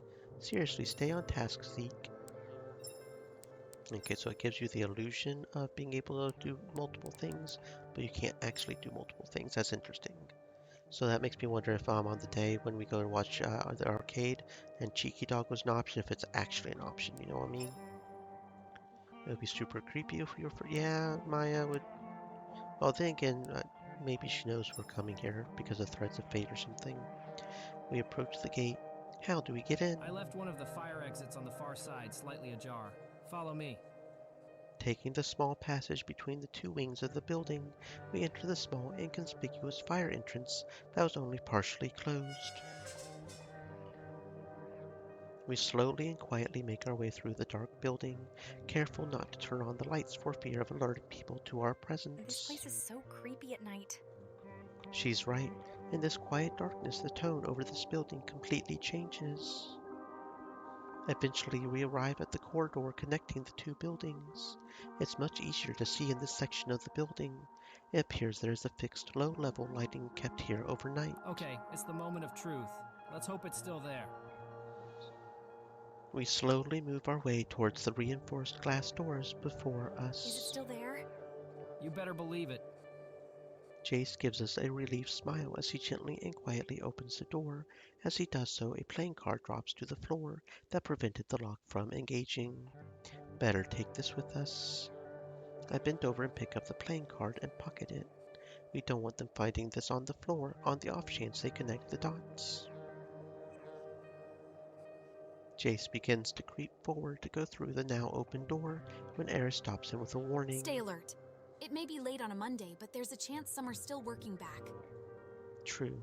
Isla, are you sensing anything? No, but it's not like I can sense people from a distance. Still, it should be enough to go on for now. Let's keep moving. Isla, remember the signal. After passing through the door, we slowly make our way down a straight hallway. There are no signs of activity. The space is completely silent save for the creaking of our shoes and our heavy, anxious breathing. The lights aren't on in this area. As a result, the space grows pitch black as we walk further down the hall. Where are we supposed to go now? I don't know. I couldn't plan this far ahead. Really? We came all the way here with no plan at all? Zeke, you're the one with the synesthesia. Can't the correct door light up for you or something? That's not how it works, Jace. When he's cornered, he's always ready to turn things on me and somehow make it my fault. Then again, he's not entirely wrong on this one. Things of significance often flash before me, but it's not like I decide how or when that happens. It just happens. There are no windows around here, so we can use the flashlight now. Let's go down this hallway and check if any of the office doors are open. All right. Isla, stay sharp as we check the doors. Got it. I'm holding the flashlight. I guess it's my job to look around using it. Move your mouse pointer to move the flashlight. Okay. So we've got a flashlight now. So we can check the different doors, I guess.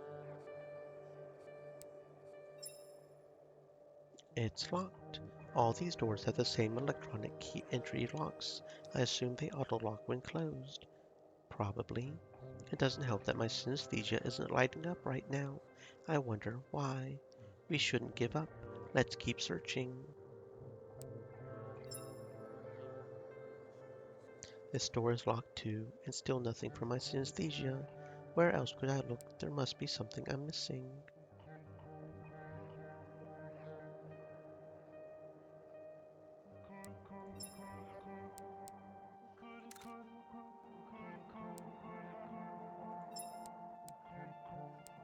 Oh.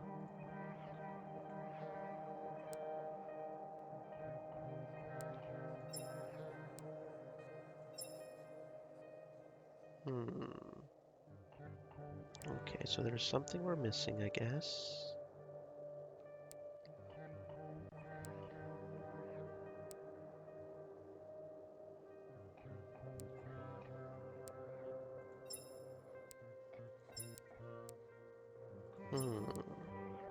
I wonder what it is. Because we can look at these doors right here, but they're all locked. That's triggering on that. Well, there's a vent right there. I'm not seeing anything else. The only other thing I may be seeing is this pole right here.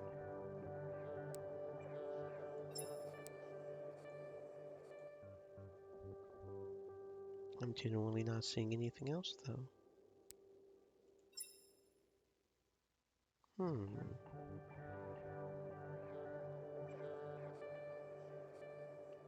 There's nothing on this side. There's just the doors.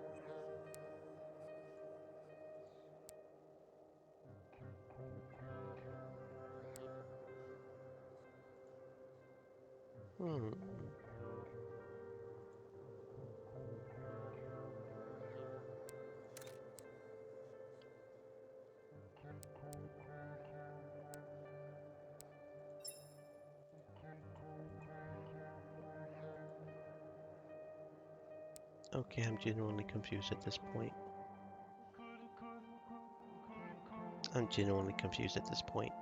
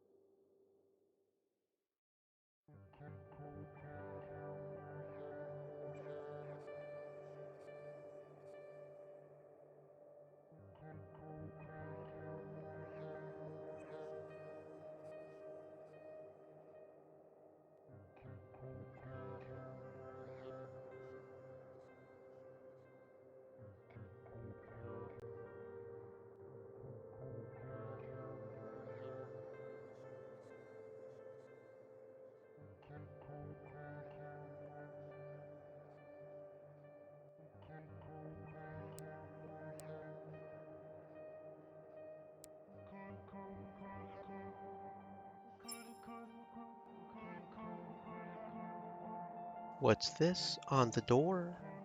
Hope there's something on the door. Hold the light for me. Whoa. The golden thread. On the door is a symbol we saw on that website, the golden thread, or the golden spiral.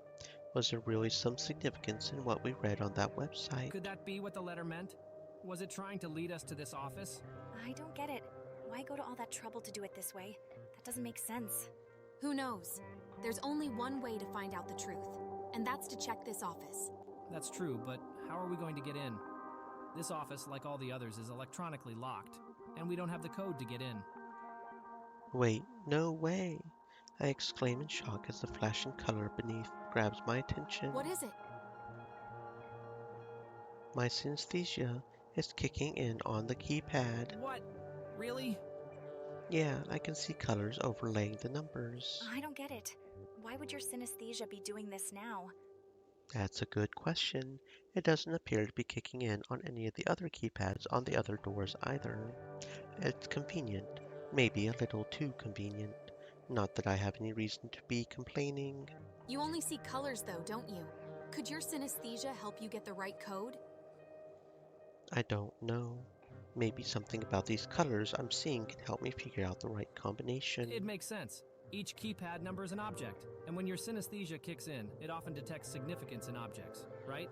There should be a way to figure it out. Yeah, You can do it, Zeke. I know you can. I can't betray that enthusiasm. There has to be a way to do this. All right, I'll give it a try. Well, my first thought is since everything seems to be going around the golden ratio. Oh, Zeke's R value for some reason. Zeke's R value is 412, which is the largest ever seen at the Institute. However, Zeke is also the only student who has shown no change or increase to that number, despite several years of trying. Make sure there's no other... Oh, Joker card is apparently a tip that we didn't notice. Zeke picked up a playing card from the floor that was used to stop the staff passageway door lock from engaging. Make sure there's no other tips we didn't read. But yeah, the phi, I have a feeling since it seems to be the phi number is probably what we need to do. 1618 1 6. There is no 6. That doesn't work. Okay, maybe it turns green when the code's right though. Okay, maybe that works. That would make sense. There's no way it's just a bunch of 4s, right? No, maybe just the numbers are green. Okay, but it goes up to 5, right? So it can't be 5 because we would need a 8 there. 1618. And there is no 6. Maybe it's just a Fibonacci sequence. 1, 1. Can we do that? 2. And then that's 3 and 5. And no, because we don't really have an 8, do we? So no, we can't do the Fibonacci sequence.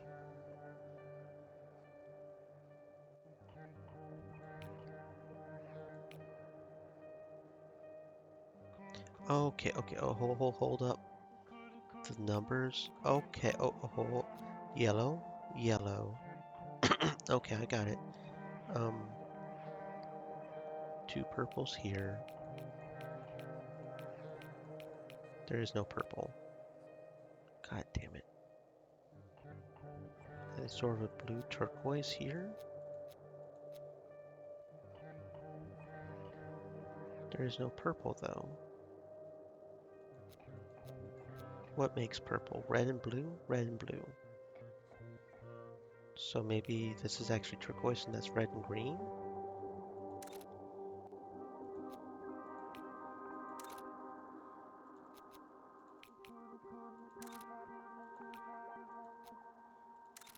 No. Okay, I'm not understanding something here clearly.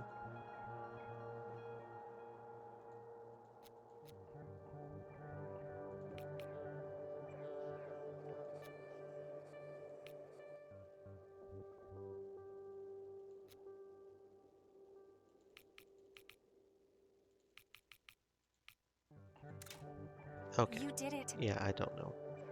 It has to do with the colors and the shading of the colors, it looks like. Because that was purple, so it's red and blue. And then that was turquoise, so that's blue and green. And I guess this was actually a off shade of yellow, and I couldn't tell with my vision. I guess my vision might be going or something. This was a grayer shade of green. I just couldn't tell because that's why I don't mind looking at walkthroughs a little bit, because if it's based on something that I just literally don't have the visual acuity to do like that, I just don't have the visual acuity, guys. I just don't. So it's okay. It's okay. It's not because I'm stupid, it's just because I'm blind. Yeah, that's it. And you did it all by yourself. I'm actually impressed. Did I really just impress Eris? I didn't even think such a thing was possible. Well, what I mean is, at least your ability actually turned out to be useful. And there it is. Why do her compliments always feel more like insults? Come on, we've been here long enough. Let's move. We shuffle into the room, making sure to close the door behind us.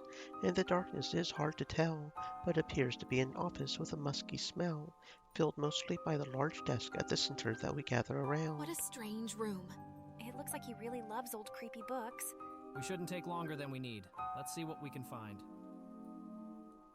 Let's see what we can find. Okay, what can we find? I'm not even going to try because it's so dark in student profiles. Well, that's probably pretty important. Oh, and it's got the synesthesia, so that's good. That helps. That helps. Synesthesia for the win.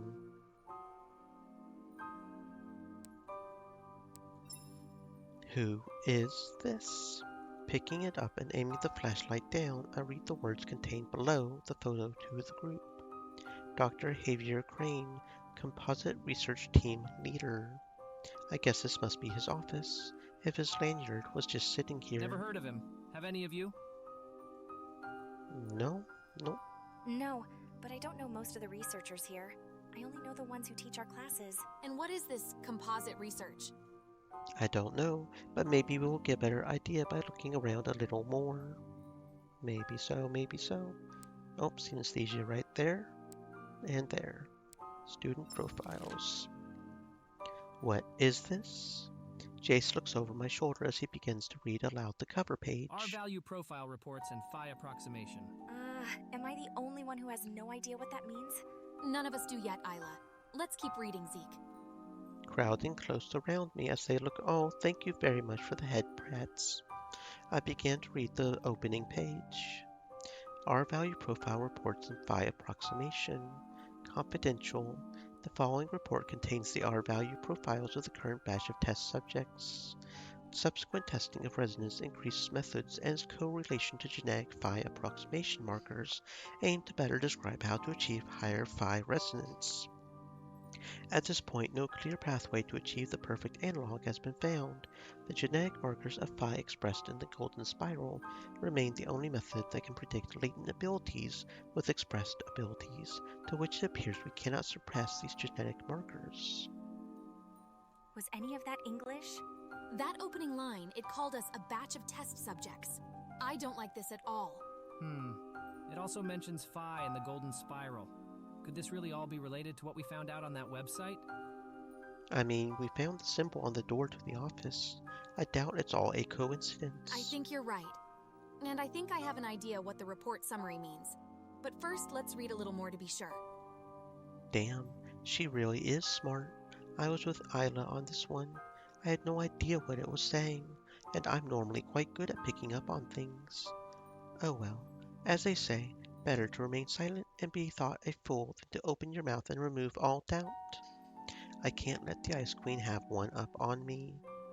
Just what I was thinking, Eris. This should confirm our suspicions. Jace raises his eyebrows as he looks at me. Damn his ability, don't rat me out here.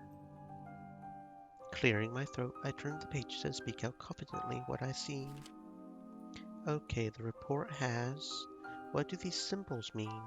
Crap, don't stop talking mid-sentence. What seems like a bunch of math stuff. Move over. I'll take it from here. Pushing me to the side, Eris begins to scan the sheets, flipping pages and reading with rapid eye movements. I guess she saw right through me. Eris takes her time reading with furrowed brow before eventually speaking up. Just as I thought. I just had a thought. Hold up, I want to go see something. Oh, we do have the thingy here. Javier Crane is one of the most senior researchers at the Huntley Institute, holding the title of Composite Research Team Leader. 68 years of age, 5'9", no SCP. Where is it? No. Zeke's R value? 0412. No, okay. What is it, Eris? Do you understand it? It's not the same number as the 5 value. There are profiles. Photos of all of us, followed by a bunch of information related to their studies. And what does it say? What do you think is the point of the report? Well, firstly, it appears the degree to which our abilities manifest has to do with our genetics. Our genetics? What do you mean? Remember what we learned from that website? About how our genetics follow the golden ratio? That's right. The very shape of our DNA follows the proportions of the golden ratio.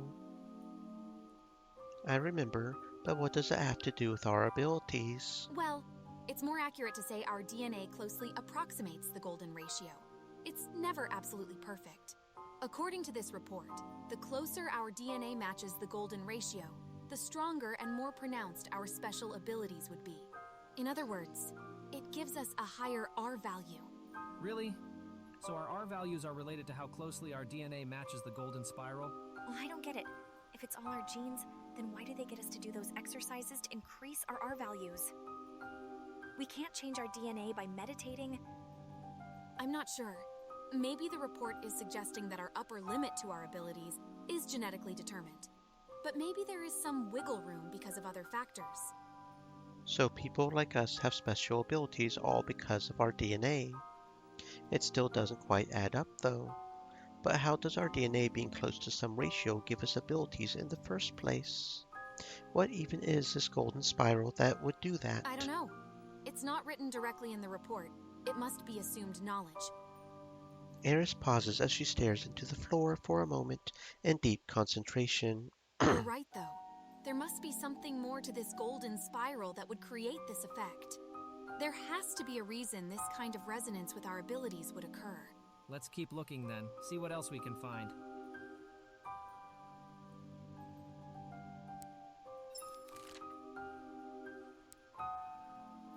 Zeke, we've already looked at these. We should probably search elsewhere. That's fair. I just wanted to see what you'd say if I tried to look at it again. Phi correlation report. What is Phi again? Phi is the math symbol for the golden ratio.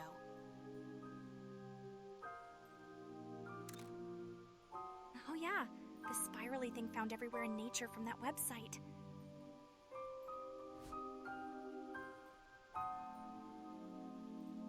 It's pretty strange that the pattern appears so often in nature. But then again, it could just be a coincidence. What does it say? I'll just read it out. Phi correlation report. Confidential. This report outlines various monuments and structures of history that align to the ratio of Phi. Its purpose is to uncover locations of past resonance events in order to better understand the factors needed to gain access to the chromatome. This document takes the work of Dr. Madiro Ventra and expands with more detailed analysis, introducing new sites of interest from history. Dr. Madiro Ventra, the researcher that went missing 14 years ago. Seems like he was the pioneer of this field to study. Here, let me take a look. Although she asks it as a question, she simply takes hold of the report from my hands and flips through the pages. The Great Pyramid of Giza, the Parthenon, Notre Dame, the Taj Mahal. Apparently, these structures all equate to Phi. Eris flips to the back of the report, which appears to have extra handwritten notes from the researcher bundled into the folder. Taking a moment, she continues to absorb the information with a look of intense focus. Check out the details in this analysis. This report covers dozens of structures that closely match the golden ratio. Although Eris is getting excited, this is beginning to sound all a bit too conspiratorial for me. Like they say, if you look for patterns you may find them, but that doesn't show in itself any deep meaning or connection. Miss Keller said it best, that whilst there might be some researchers here with strange beliefs, everything can be explained rationally. This Dr. Javier Crane must be one of the kooky ones she was talking about. Who cares if there are some ancient structures that match Phi? Scan enough monuments and some are bound to. Is this report suggesting that there is something supernatural happening with all those buildings or something? No, that isn't what it's saying. It seems to be taking the structures of history that most closely match Phi, to scan for the few that may be built for a specific purpose. The report itself assumes most will be false positives. And what specific purpose would the structures be built for? It's all in search of something called the chromatome. The report also mentions things like past resonance events and access to the spiral. What's a chromatome? I've never heard of it. Me either. Chroma, as in chrome, like a color. Maybe. I thought it might be referring to the musical term. In music, chromatic refers to every note that can possibly be played, irrespective of a key signature. Tone refers to a sound, or maybe the tonal center of a piece. To me, chromatone sounds like a conjunction putting those two ideas together. Are you getting me? Chromatone. According to Dr. Madeiro Ventress findings, expanded in Dr. Crane's report, the chromatone refers to a special and unique resonance event that may grant access to the spiral. Not really, but I'm not a musician. Eris, don't tell me you're a musical genius too. Is there anything she doesn't know? Who cares about that? Interesting. She doesn't deny it. The point is, it sounds like a term invented to describe the center around which every note originates. Or maybe the point where they all connect. I still have no idea what any of that means, or how that relates to a bunch of old monuments that happen to relate to some ratio. It's starting to get real weird, real quick. But to be clear, that's only speculation, right, Eris? We aren't sure what the term refers to, or if it's only a code word put into the report to keep its true meaning hidden.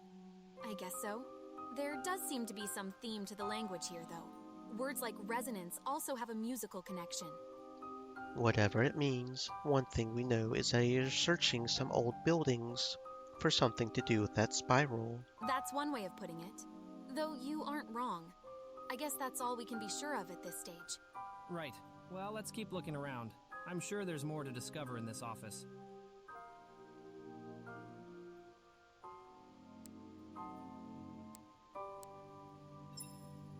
Strange. It seems like my synesthesia was hovering up quite high on the lanyard, higher than it was before.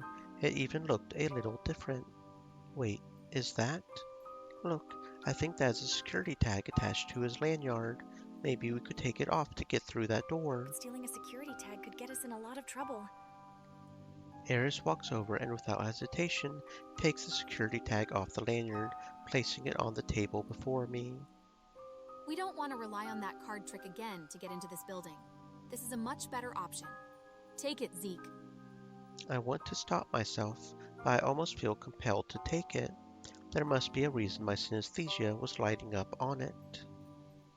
All right then. Okay, well let's... Quick! What? Hide!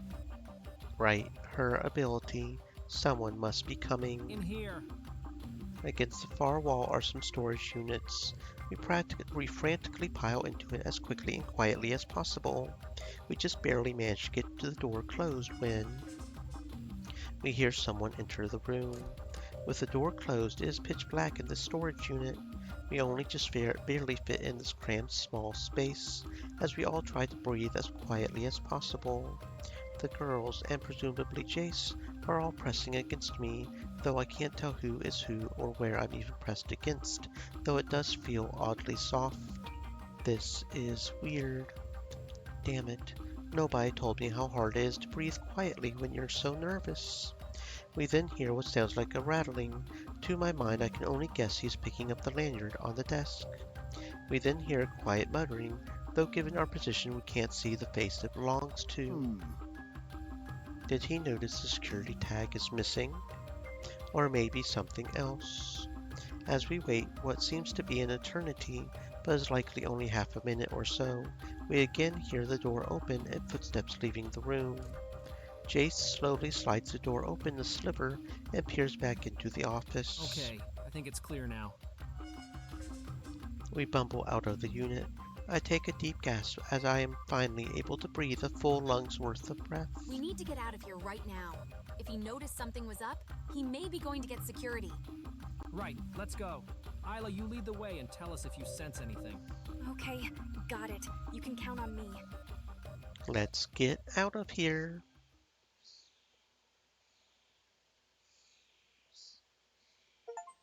Chapter 3.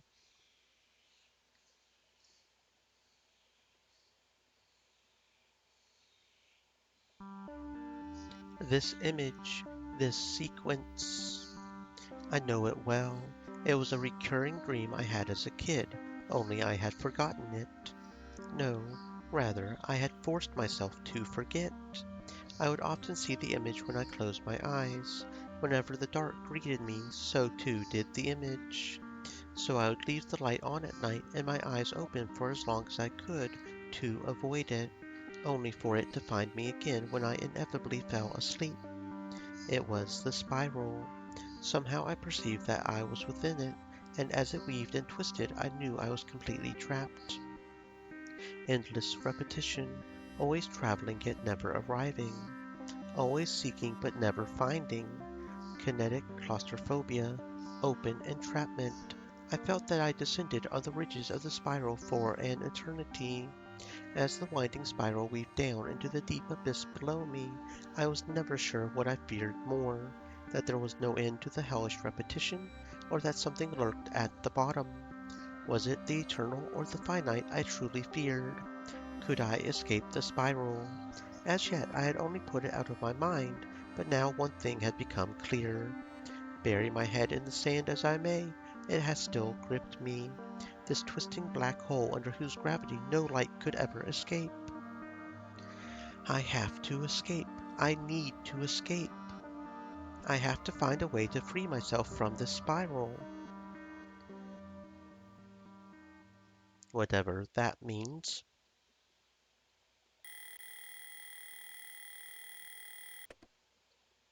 That image. Is that? The light of the morning brings with it a welcome relief. It's then I remember the events of the night before. I'm glad we made it out last night without being caught, but we cut it way too close. Well, there's no use hanging around. It's time to get back to the Institute. There she is. As I approach, Maya begins to rise from her bench. At first I assume it's to greet me, though due to her body language I quickly begin to think otherwise. Hey Maya, we missed you last night. What's wrong? Don't talk to me. What's up with her today? What do you mean? What did I do? Don't pretend. That was cruel. I should have known. You didn't mean it. What was cruel? What are you talking about? Does it have anything to do with why you didn't show up last night? I'm leaving. Don't follow me. No, wait. She doesn't wait. She just up and leaves. Should I follow her? No, I think she was dead serious when she told me not to. She looked really upset. I don't get it. She was the one who didn't show up last night. I don't think that was just a cry for attention. I really think she's angry at me about something. I feel like crap now. I know how sensitive she is because of how people have treated her, but if I don't go now, I'll be late again to class. Whatever it is, there's nothing I can do right now. I'll just have to try to clear it up later with her. In class, I find it hard to concentrate after what just happened with Maya. The conversation we had keeps playing over and over in my head. On the bright side, it seems nobody caught on to the fact that we broke into the Institute last night. Today's lecture is like most others. We continue to learn about the brain and new meditation exercises. Then Miss Keller stresses the importance of everyone's efforts towards our weekly R-value scans. That is, with the exception of Eris, who since that last instant just sits out whenever we have the scans. I don't know if Miss Keller is just giving it some breathing room before addressing with her again, but in any case, things are certainly still frosty between the two of them. I guess Eris is keeping her attitude in line with her namesake. Damn it. Why do my best jokes only come up in my head? Zeke? Yeah? Are you even taking notes? Right. I guess I kinda zoned out there. Any moment now, Jace will chime in with some witty comment about my work ethic. Why didn't he say anything? Now that I think about it, he has been quite pensive all day. I guess after everything that happened last night, he has a lot on his mind. That reminds me. Hey Jace, I picked up that card of yours last night. It has remained in my pocket since then. I take it out and pass it towards Jace. Jace looks at the card clasped in my hand, and rather than taking it, just looks at me and smirks. Ha, good one, Zeke. What do you mean, good one? This isn't the card that was in the door. What? Yes, it was. I saw it drop out when we opened it. It's been in my pocket ever since then. Jace's eyes open wide as he stares at me. Wait, you're not lying. Of course I'm not. You, of all people, should be able to sense that. Excuse Excuse me. I guess we were too loud. Whatever it is you are talking about can wait until later. Make sure you get these notes copied for your revision exercises. Yes, miss. Sorry. Waiting a minute or so, Jace leans over and whispers, "Ruth, during break, we need to talk."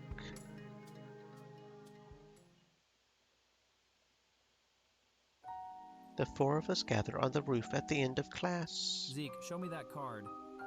I take it out and show him.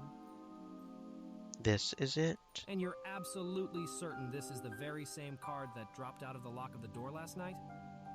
I am. This is definitely the one. I'm not lying. I know you aren't.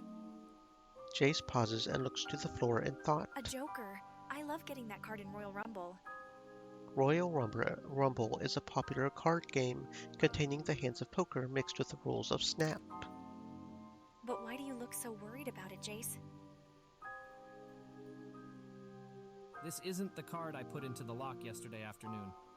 What? Are you certain? Yes, absolutely. I put in the Ace of Spades. I like the old song and the whole mythos around it. I thought it'd be a nice little touch. Also, look at the back of this card. The pattern is different. This isn't even from the same deck of cards as mine. But that doesn't make any sense. That means someone not only realized we had put a card in the lock, but chose to replace it with another card so we could still get through the door. That doesn't add up. Why would someone do that? It's even worse than that. They put in the Joker card. It's like they're laughing at us. That is seriously creepy. I'm kinda scared now. The real question is, why would anyone do this? Unfortunately, I think that's kind of obvious. It is? They didn't want to stop us getting through the door, but they did choose to change that card to a Joker. What does this tell you? That this person's goal isn't to hinder Maybe. us. I don't think we can tell that at this point. What else? They want us to know we're being watched. Bingo. I knew you two knuckleheads would get it eventually. Seriously, where has this newfound confidence of hers come from? The Joker was a nice touch. Someone wants us to know they have their eye on us. Is it a teacher from the Institute? Are we going to get in trouble? I don't think so. At least it doesn't seem like it. If it was, we'd know about it by now. This adds a whole new level of complexity. As it stands, we still don't know who tipped us off with that original letter. Now it appears we are also being monitored. Jace's meaning is obvious. You think the same person who gave us the original clue is now watching our movements. Possibly. At least it would make things less complicated if that was the case. I like your thinking. You're probably right. This is unsettling. The stakes seem to be increasing in what started as a bit of harmless clue finding. Just what in the world are we getting ourselves into? We have to get back to our next lecture. We should meet up again tonight to discuss this further. Guys, could we make it tomorrow night? We were out last night, and I have some assignments to catch up on after my practice at the arcade. Ela has a point. We are getting consumed by all this stuff, but we have lives to live outside of this. Jace tends to get a little obsessive about things like this, and in truth I have that tendency too. It wouldn't hurt to slow down a little on it all. There's no point getting ourselves in trouble here. I agree with Isla. I think we need a night off. It'll give us some time to think. We'll meet tomorrow night then.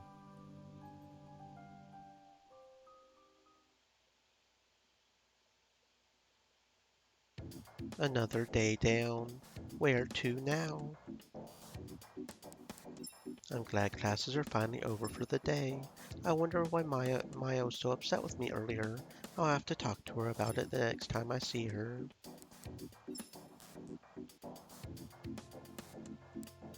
I'm not ready to head home yet. Walking into the cafe, I am met with a familiar sight before me. Hey Eris, taking a break on the snow cones and head back to the milkshakes I see. What's wrong? I don't want to talk about it. Eris puts down her milkshake with a look of frustration. But what? I said I don't want to talk to you right now. Why is she so upset? This has nothing to do with you. You should go find Isla. She's the one you should be with. What? Why are you saying that? Seriously, Can you not take a hint? I want to be alone. It was hardly a hint, more like a huge slap in the face. I just don't know why she's being like this. Though it's clear, whatever it is, I'm not the person she wants to talk to about it, for whatever reason. If that's what you really want, I'll leave. I'll be fine. I just want some alone time. I'll see you around. Alright then. See ya.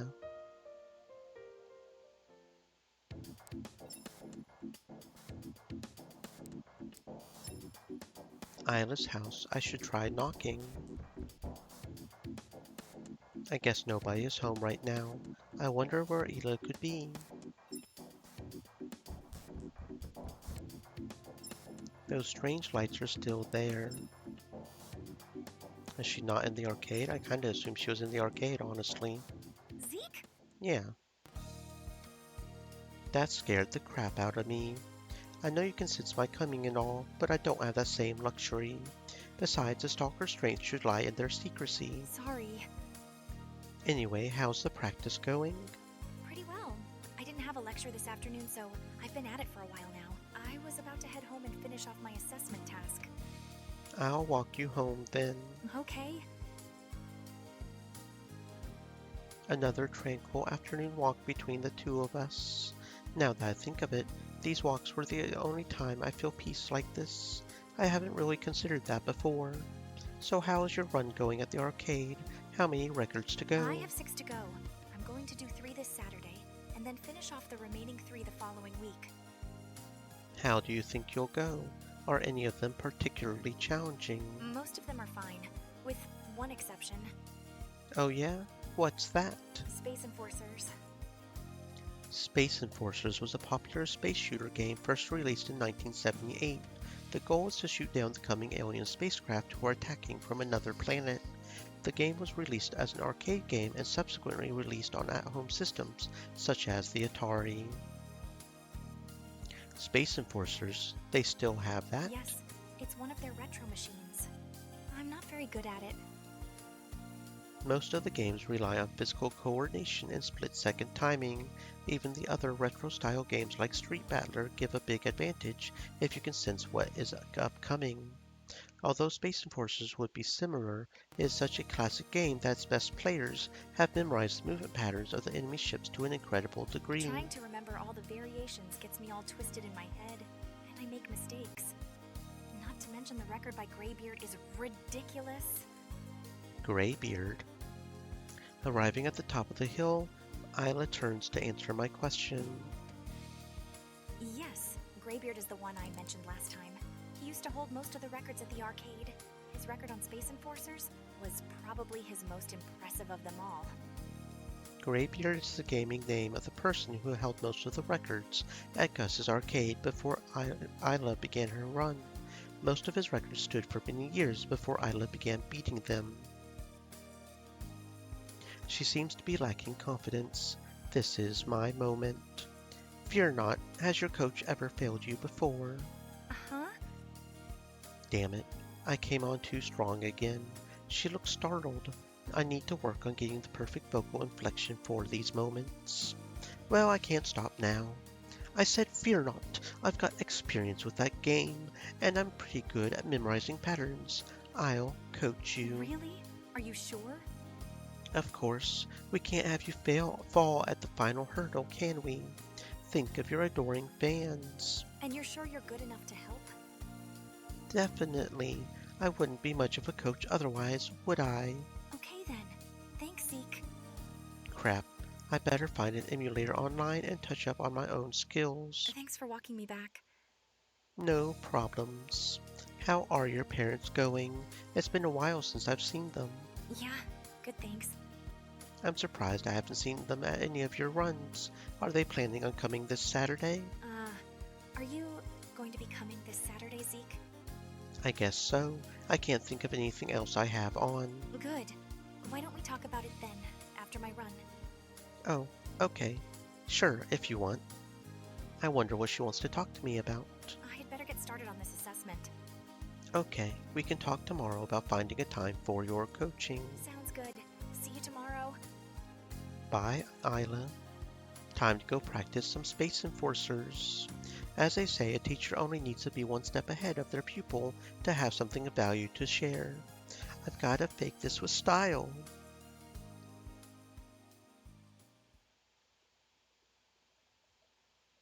After waking and quietly getting dressed, I head out to the living room. It looks like Jace has already left. I'll have to skip breakfast if I want to make it on time. That being said, guys, we are going to have to save here and end for today. We are ending early today because I have been tasked by my grandfather to help him out.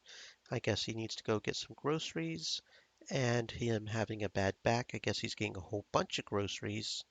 So he's requesting my help to carry them in for him and to help him out with that. So I've got to go. So I'm ready in about half an hour when he comes. We're not going to raid. So I will see you tomorrow maybe for some Pizza Hunter or Pizza Express. Well, we'll be hunting some story achievements. Maybe we'll get some story achievements. Maybe we'll get the pig and the jet and the nurse and the lottery and all kinds of things. So stay safe, friends. Look forward to that pizza tomorrow.